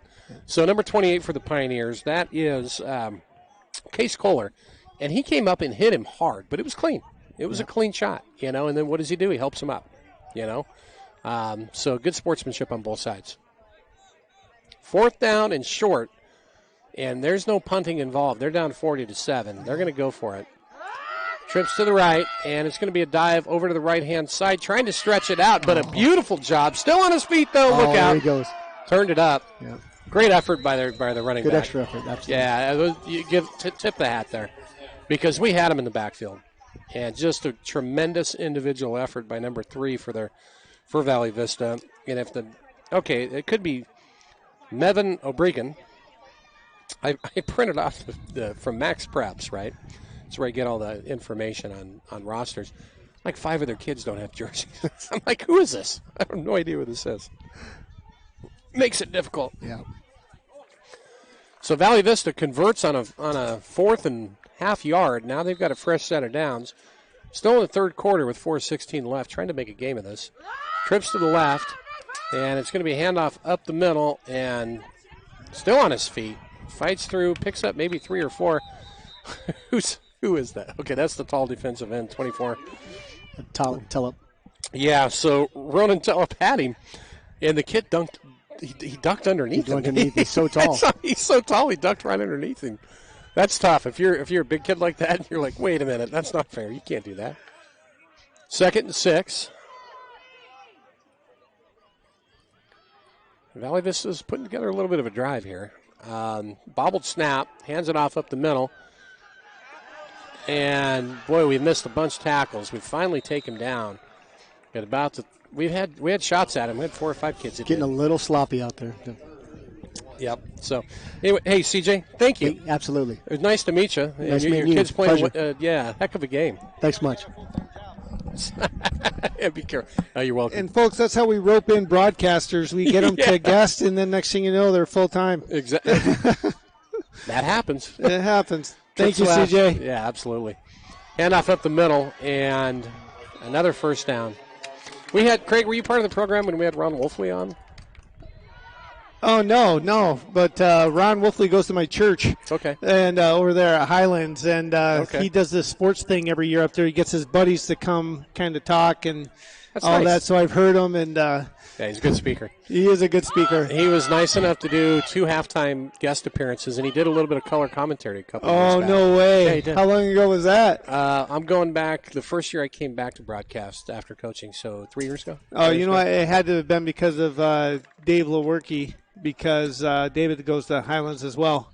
So he probably knows Ron. Actually, I saw him when he used to own Wolfley's. Oh, really? I okay. I called him and asked him, invited. Nice. So it was cool. All right, so Valley Vista 2nd and 10, and straight up, taken down, and another for no gain. Oh, that's right. He used to be over there in Desert Ridge, Right, didn't he? yeah, before it was Marley's, it was Wolfley's. Yeah. So the kids used to eat there. So Dana knows him real well. Oh, okay. And very kind of him, but he was just a really cool guest to have. Yeah, I bet.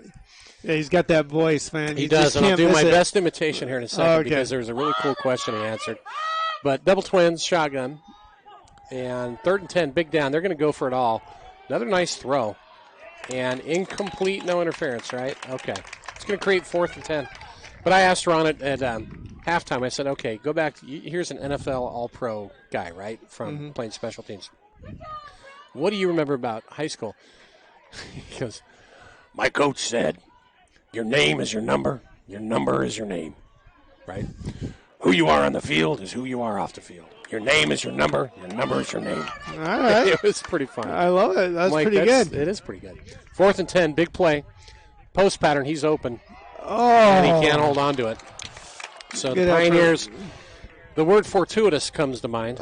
Yeah. Lucky also. Correct. Yeah. If you're fortuitous, you're a little lucky because they got behind us, and it was a pretty well thrown ball. He just couldn't hang on to it. Yeah. So Pioneers will take over on downs with a 40-7 lead. But yeah, that analogy stuck with me. Yeah, I thought that's really good. And really what it's telling the kids is, if you dog it on the field, they're going to know you as a kid that doesn't always give your best off the field. Right. And if you're a troublemaker or a jerk off the field, they're going to look at you as that troublemaker or jerk on the field. That's right. So you kind of got to carry yourself the same way with class, whether you're playing ball or whether you're not. Yeah. So 1st and 10 for the Pioneers. Zach Wren under center in an I formation. And it's pound time. Here we go, right up the middle. Boom. Good for about 5. I believe that was Luke, wasn't it? Yeah, 95. Okay, Luke Dupre. Sorry. Yep. Yeah, which funny story about his number. So he was been early to practice every day leading up to the season, except on uniform day. So he gets there a little bit late on uniform day. He goes up to the coach, and he's like, what position? Running back. What number you want? 25 taken, 34 taken, 33 taken. So he's like 95. That's funny. And what do you know? Funny. It's an eligible number, so he doesn't have to report every time. Another handoff up the middle. So how did he come up with 95? He just picked a number greater than any other number he thought of. I guarantee that one's available. It was available. Absolutely available. Well, that's funny. 99 was already taken by Deuce. Oh, yeah, Deuce.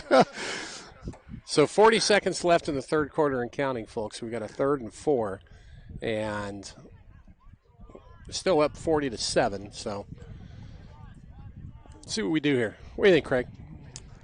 We're playing a little ground and pound here. Yeah, I think they give it to the up back. I think they give it to the up back again. A little fullback dive right up the gut. You might see that. Nope. Quick pass. Ooh, and a little bit behind. It was a slant pattern intended for, let's see, I'm trying to catch a number there, for the left wide out number 8, and that would be Jules Maldonado. Yeah, Jules Maldonado intended. So that'll create a 4th and 4 and punting formation for the Pioneers. Back deep for Valley Vista is number 5, if that's really who it is. It's Dylan Hoyt. So a little more back and forth here in the Well, it appears that they're getting some players out there some playing time, which is great. Yeah, that's what it's all about, right? It absolutely is. Nice punt. Yeah, that's perfect. Look at that. Oh, nice roll. That was absolutely perfect. He didn't have a chance, So again, folks, if you're tuned in and you're watching and you're associated with the program, please feel free to shoot a text to me for a shout-out. That would be at 623-687-6003. My wife looks at my phone. No pictures, please. I say that. I did get one picture once from doing this. Oh, boy. I'm like, come on. Was that really? Was that the same day you got caught cheating on your diet because she heard you talk about the hot dog you were eating? Yeah, don't get me started. So Valley Vista. Oh, we're sending a little blitz action here. Oh. And another long throw. And, oh, boy. Yeah, they're going to get us. And there was contact. That's legit. Well, sometimes it's better to get pass interference than a touchdown, right? Well, and I think that's what the safety saw. Kid's got a pretty good arm, actually. And 17's a big boy. He can run. Well, I think what's amazing about their quarterback is he's got a great arm, and he's not throwing really set either. He's under a lot of pressure. He's moving his feet, and then he's just getting it out of there quick. Well, there was contact. We slowed him down just a little bit. Yeah. That's what they've had more success going deep on us than anything. Yeah. The line has been shut down on them for sure. Our front seven this year, I'm seeing it at this level and certainly at the varsity level, it's as good of a front seven as I've ever seen. Yeah. And I'm watching our varsity kids. We're stout up front. Our linebackers are – and listen, our shell is good too. It's not like we're not good on pass coverage. We are. But it's just really tough to run on us. That's the bottom line. Nice play by number 42 for the Pioneers, and that is Brady LeBlanc. And that will end the third quarter with the score of 40-7, Pioneers.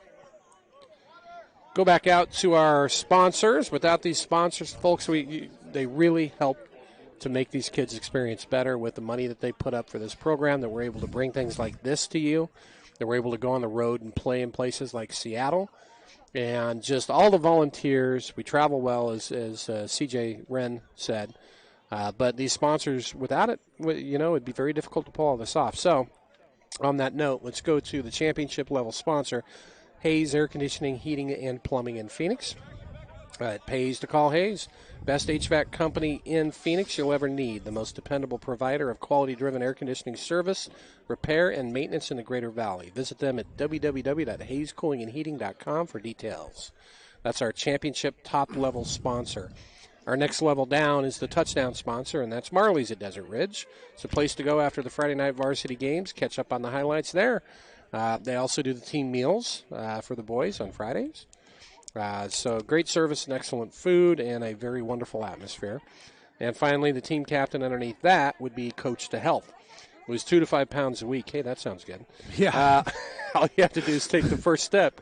Yeah, by emptying out your pockets. Right. Empty out your pockets. Yeah. Stop wearing the weight belt. Right, exactly. So Valley Vista, back to action here, folks. Start of the fourth quarter. 2nd down and 8. Under center, or no, on shotgun, excuse me. And they're going to go deep again. This time they have a receiver. It's caught at the 10, the 5, and that's going to be a touchdown. Man, so they kept beating on it until they got it. Well, you give them an E for effort. They keep throwing deep, and you know what? They've got some pretty fast receivers. Yeah, they've been behind us every time. And that quarterback, that was a 40-yard throw right on the money. Wow. I mean, it was a good throw. That's pretty impressive. Yeah. So 40-13, PAT pending. Not sure we'll get to that running clock after all, huh? No, I think we're getting further and further away from it. Looks like they're shy player. Yep, here they come.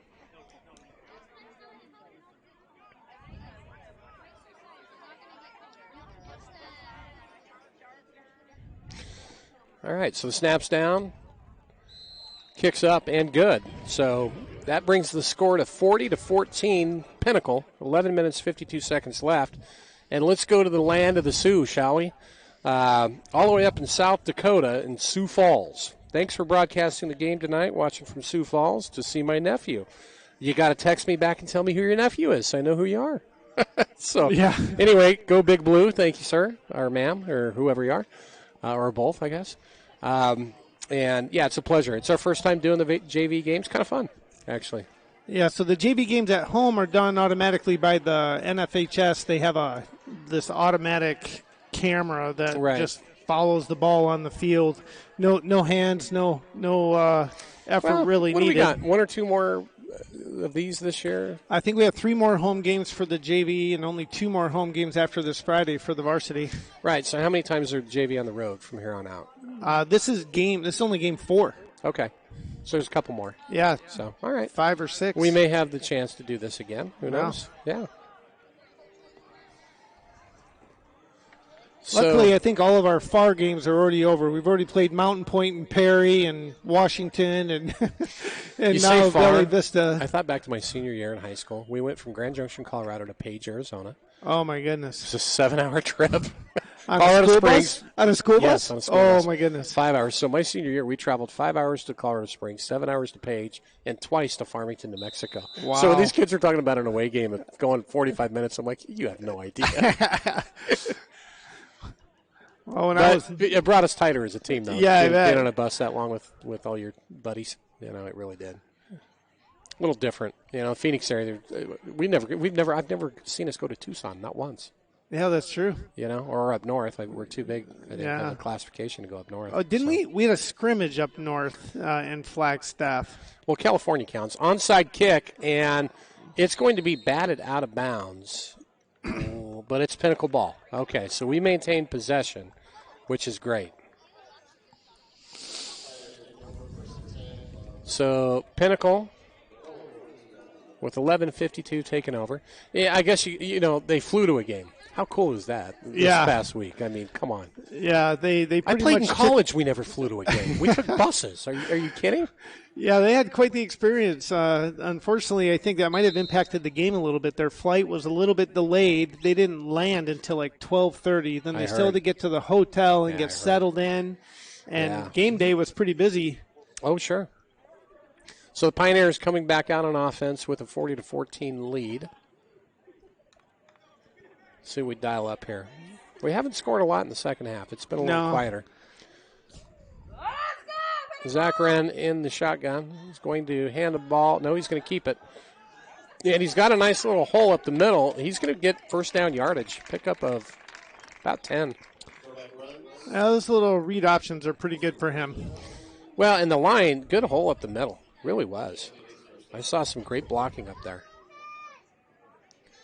But then Jay Sarah last year, I guess that counts. I mean, that's that was a 7-8 hour trip. Yeah. You know? Yeah, that one was a little easier for the parents to get to. You know, we didn't have to fly. We got to drive out there and take a few extra days. And that was fun, wasn't it? Yeah, it was a good time. That's right. We went and had that seafood on the beach. We did. Oh, it was unbelievable. We did the tourist thing. I can't remember the name of that place.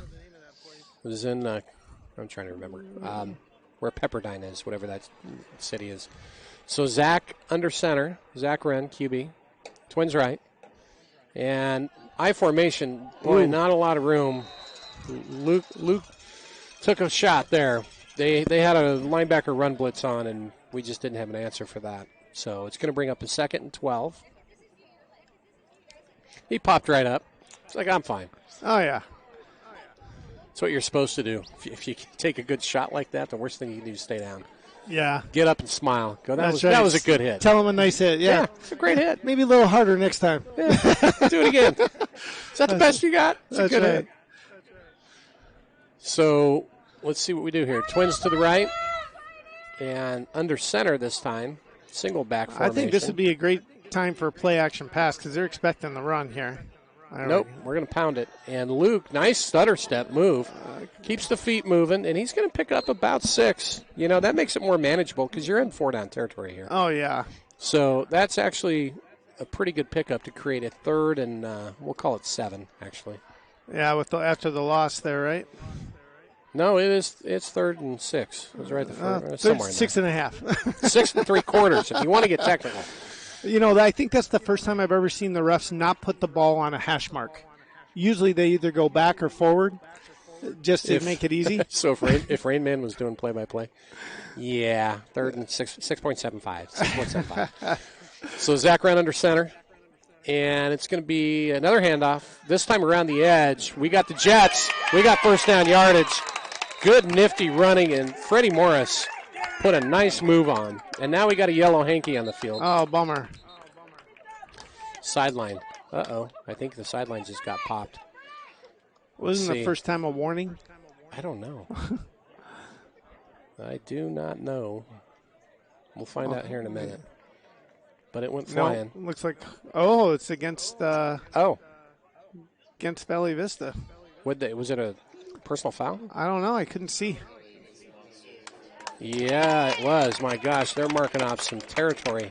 15 yards on top of the run. That's going to give Pinnacle a first down at the 19-yard line.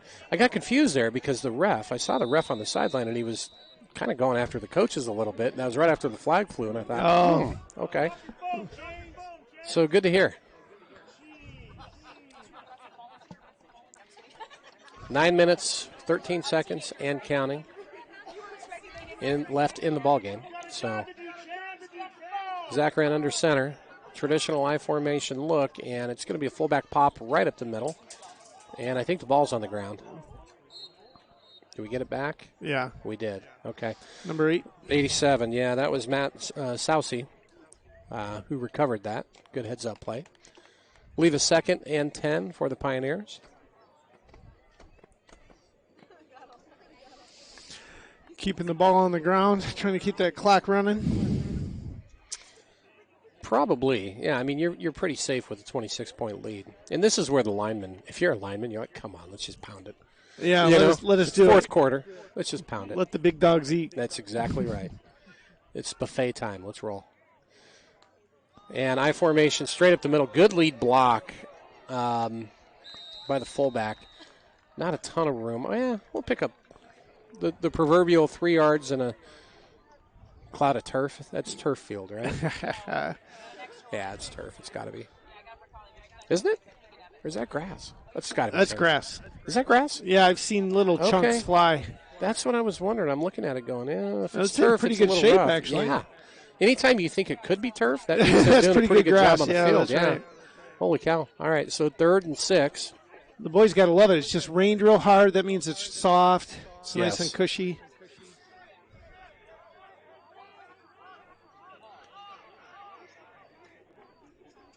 Going to be a handoff over to the left-hand side. Good blocking up front. And we're going to pound forward for maybe 2 yards, yard or two.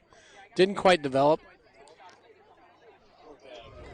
So now it's 4th. And are we going to kick field goal? We are. Yeah, we're gonna All right. let the There we big dog go. eat. Ryan Feinberg. Ryan Feinberg. Did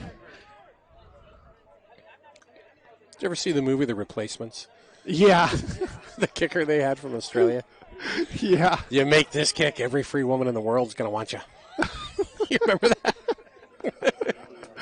Yeah, that was a pretty good movie. I always think about that when you got the field goal kicker coming out there. They think of that movie. Oh, we need a holder. Yeah. Yikes. Oh, no. Uh-oh. Coach Ardall's like, dude. What are you He's over here shaking his Oh, head. Delay a game. Oh, no. yeah, he's no. kind of a critical component to the whole field goal. Yeah. You need somebody to hold. Well. That's funny.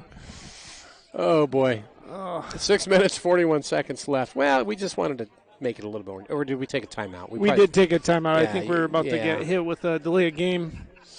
Right. They're high school kids. Yeah. You know? Sometimes when you're coaching, you're like, Yeah. he's a kid. Okay. Hold on.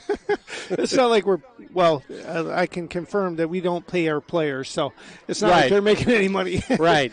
Yeah, they're not on scholarship. You know, there's no Right. bank accounts involved here. Yeah, that's right. So this will be a, 24, 31-yard attempt. Well within his range. Yeah, he's got a pretty good leg. I was watching him in warm-ups. So the holder is 13. That's Capolini. And Feinberg, number 3, is your kicker. Good snap. It's down. And that's going to be close. Oh, Nope, a little bit wide right. bummer. Couldn't. He had the leg. It was there. So Valley Vista takes over with 6:36 remaining in the ball game.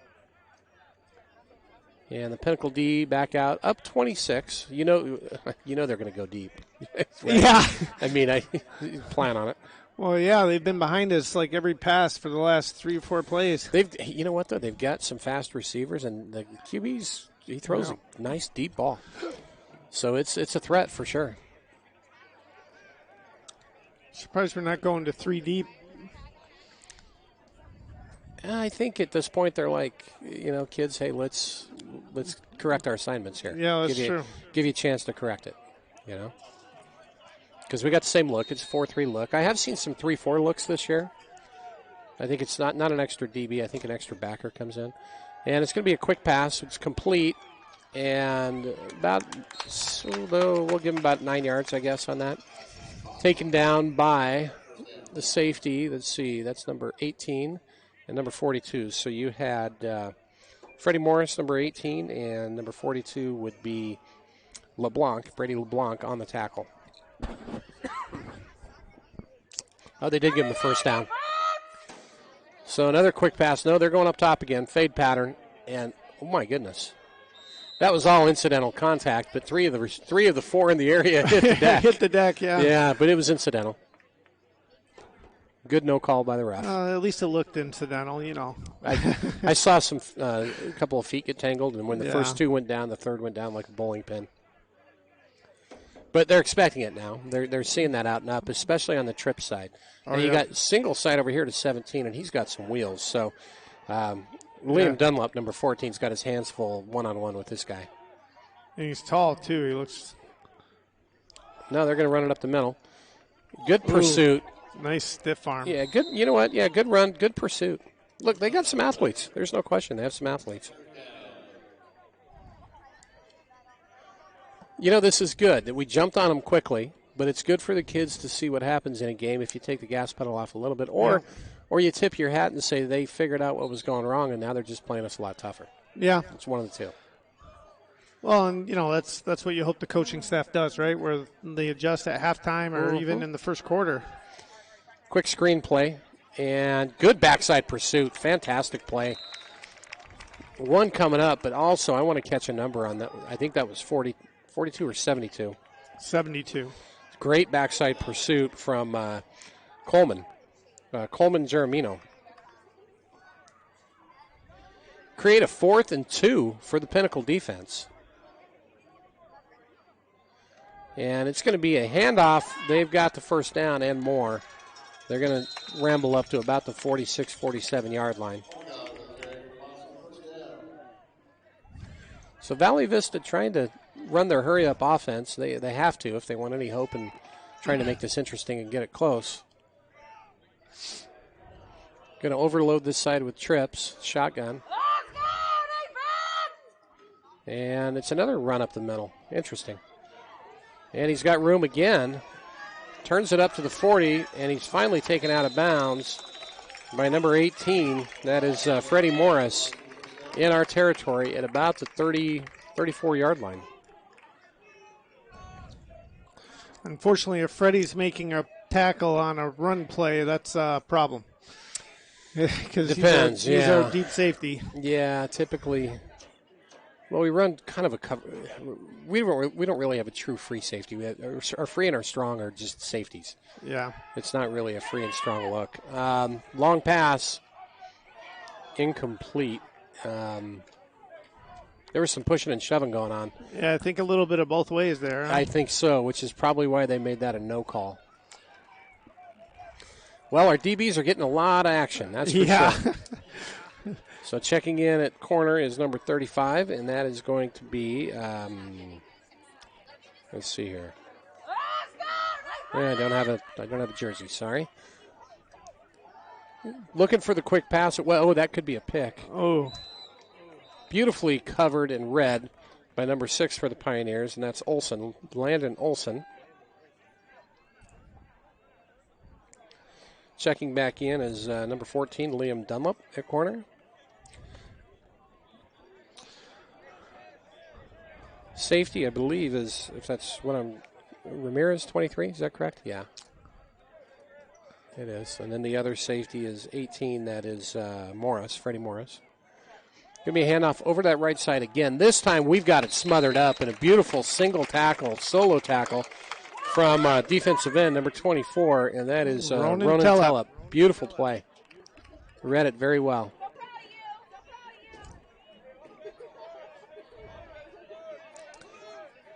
Fourth and 12 for Valley Vista. Big play for the Pioneers. If they can punch this, then stop this, then we can run this thing out, hopefully. And good pressure. Lets the ball up. That's going to be an interception by the Pioneers to the 30, to the 35, 40. We got a foot race to the midfield to the 40. Down the sideline, we go to the 30, 25, 20, 15, and not quite there. What a job. Number 18 for the Pioneers, I believe. Is that Freddie Morris? Freddie Morris. It is. Fast Freddie. Couldn't quite get there. Good return, though. Nice pick. And that should seal it right there. With 3 minutes and 50 seconds left, we got a 1st and 10 at their 18-yard line. And Fast Freddie put on a show. Couldn't quite get to pay dirt, but came close.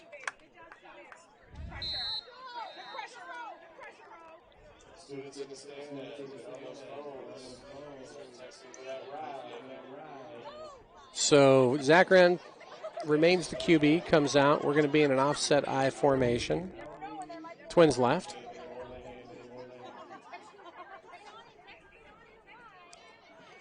And it's going to be a handoff over to the right-hand side. That's number 1 for the Pioneers in the backfield. That's Jack Gorecki. Not a lot of room. Loss of a yard, maybe. Got some new numbers in there. I just saw Grant Johnson, number 50, on the line. Sousey's in at number 87. 15 is Nathan Bibb, I believe, over the left-hand side. And the ball's on the ground. Fumble. And I believe Valley Vista has it. They do. So Pinnacle come back out on defense. That's okay. It happens. Shake it off. Live to fight another day. So the Pioneers on D. We got 12 out there? Hopefully not. We should have 11. What am I thinking? We have 12. I don't think we have 11. 3, 6, 9. There's 10. There's number 11, number 2. No, I think we're still at 10. Oh, there we go. There's 11. There's 4 I'm sitting here counting going, where are we?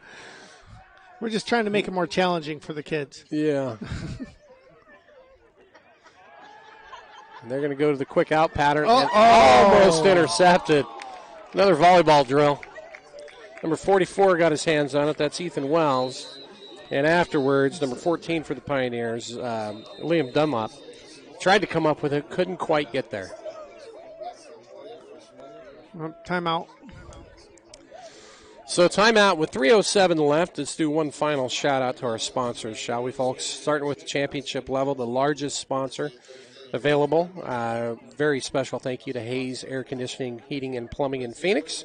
Pays to call Hayes, the best HVAC company in Phoenix you'll ever need, the most dependable provider of quality-driven air conditioning service, repair, and maintenance in the Greater Valley. Visit them at www.hayescoolingandheating.com for details. Next level down is Marley's, our touchdown sponsor. Marley's at Desert Ridge, where we all go Friday after the game. Catch up on the highlights there. They serve great food, just a great place to be. Team captain, coach to health, thank you. Lose 2 to 5 pounds a week. So they are lifelong transformation.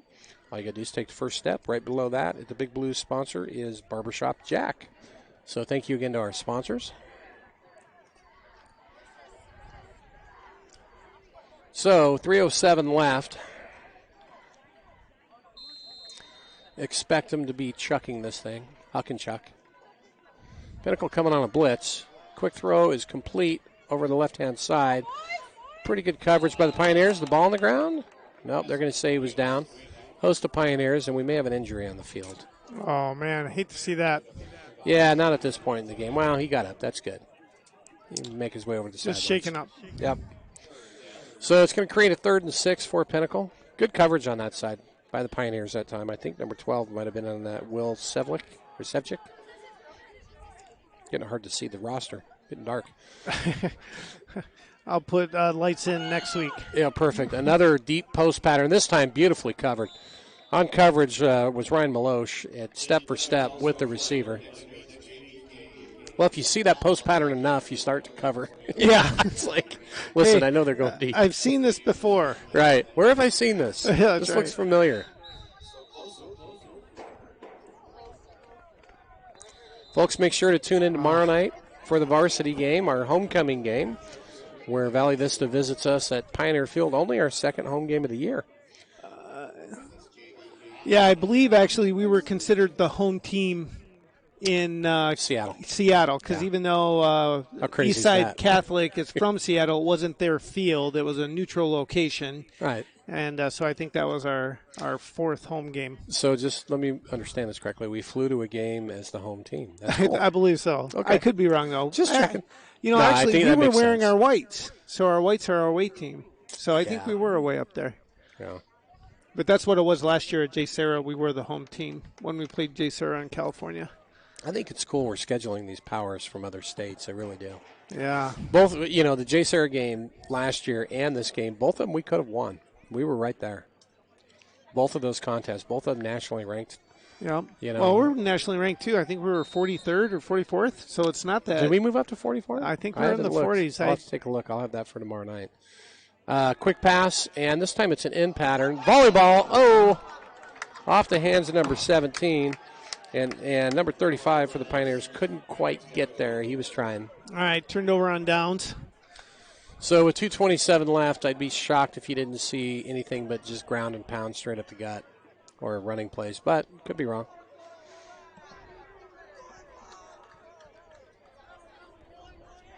I've seen Coach Kevin Crawford, defensive backs coach. He's been very active this evening with those boys. Yeah. It's funny when he gets riled up. It's kind of funny to watch. I used to rile him up sometimes. It wasn't even the kids, it was me. All right, so Zach ran under center, I formation. And it's going to be handoff up the gut. Rugby scrum, we're good. And that was to Jack Gorecki, I believe. Picked up maybe a yard or two.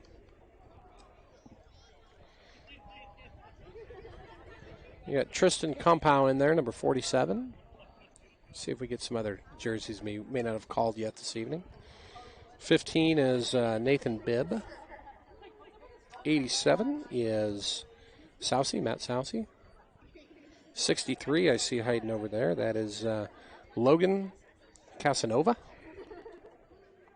14 checking into the ball game. That's Liam Dunlap.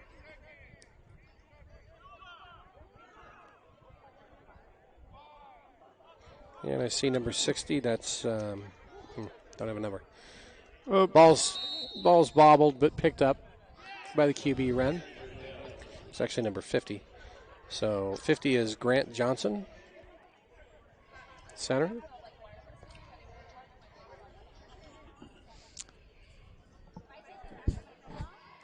Minute 16 and counting, folks. We're about there. Good effort by the Pioneers. Didn't play perfect, but played well. They started strong. They started real strong. Well, it was almost 35-0 at one point. Yeah. Well, yeah, it was 28, and then we were on our way, and then they had the interception, and pulled it the other way. Yep, and they scored on the opening, or in their first play following. I formation, and it's going to be a fullback pop up the middle for maybe a yard or two. Did they take a timeout, really? They did. Wow. Oh, Jiminy. Well, they're just trying to get some kids in there. I can understand it. Yeah. All right, that'll create fourth down. 46 9 seconds left on the clock. Yeah, okay. So fourth and, or is it third? That was just third down. Yeah, I believe it's fourth down now. I'm pretty sure. It is fourth. They just haven't changed it. So Pioneers will have one more play on offense, maybe more. If they get it back, they may try a huck and chuck deep.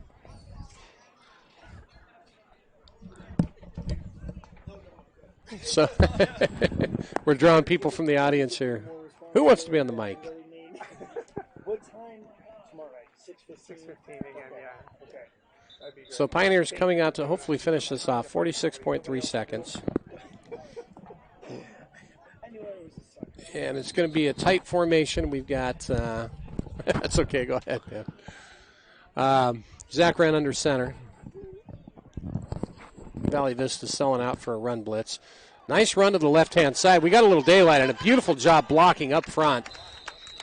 87 for the Pioneers. Did a fantastic job, and that's Matt Sousey on the block. Good run, too. Right, number one. Yeah, number one. That was Gorecki, but I'm going to tell you what, 87 drove his guy back and remember the, or not remember the Titans, in just great fashion. Trying to remember the movie. And that looks like it's it. And that will be it, folks. So the Pinnacle Pioneers go on the road, the junior varsity squad, and come away with a 40-14 victory over Valley Vista. And make sure to tune in tomorrow night, folks, when we have the varsity game. Shout out to everybody who has watched and those who will watch this on replay. Kids, you did a nice job. And we will see you tomorrow night. I won't be doing play-by-play tomorrow night, folks. I'll be the color guy. We'll go old school. Get Nate back in at play-by-play and have some fun. Excellent. And thanks, Todd, for making the trip out here. Really absolutely. appreciate it. It was a lot of fun. Yeah, you bet. All right, folks. See you tomorrow night.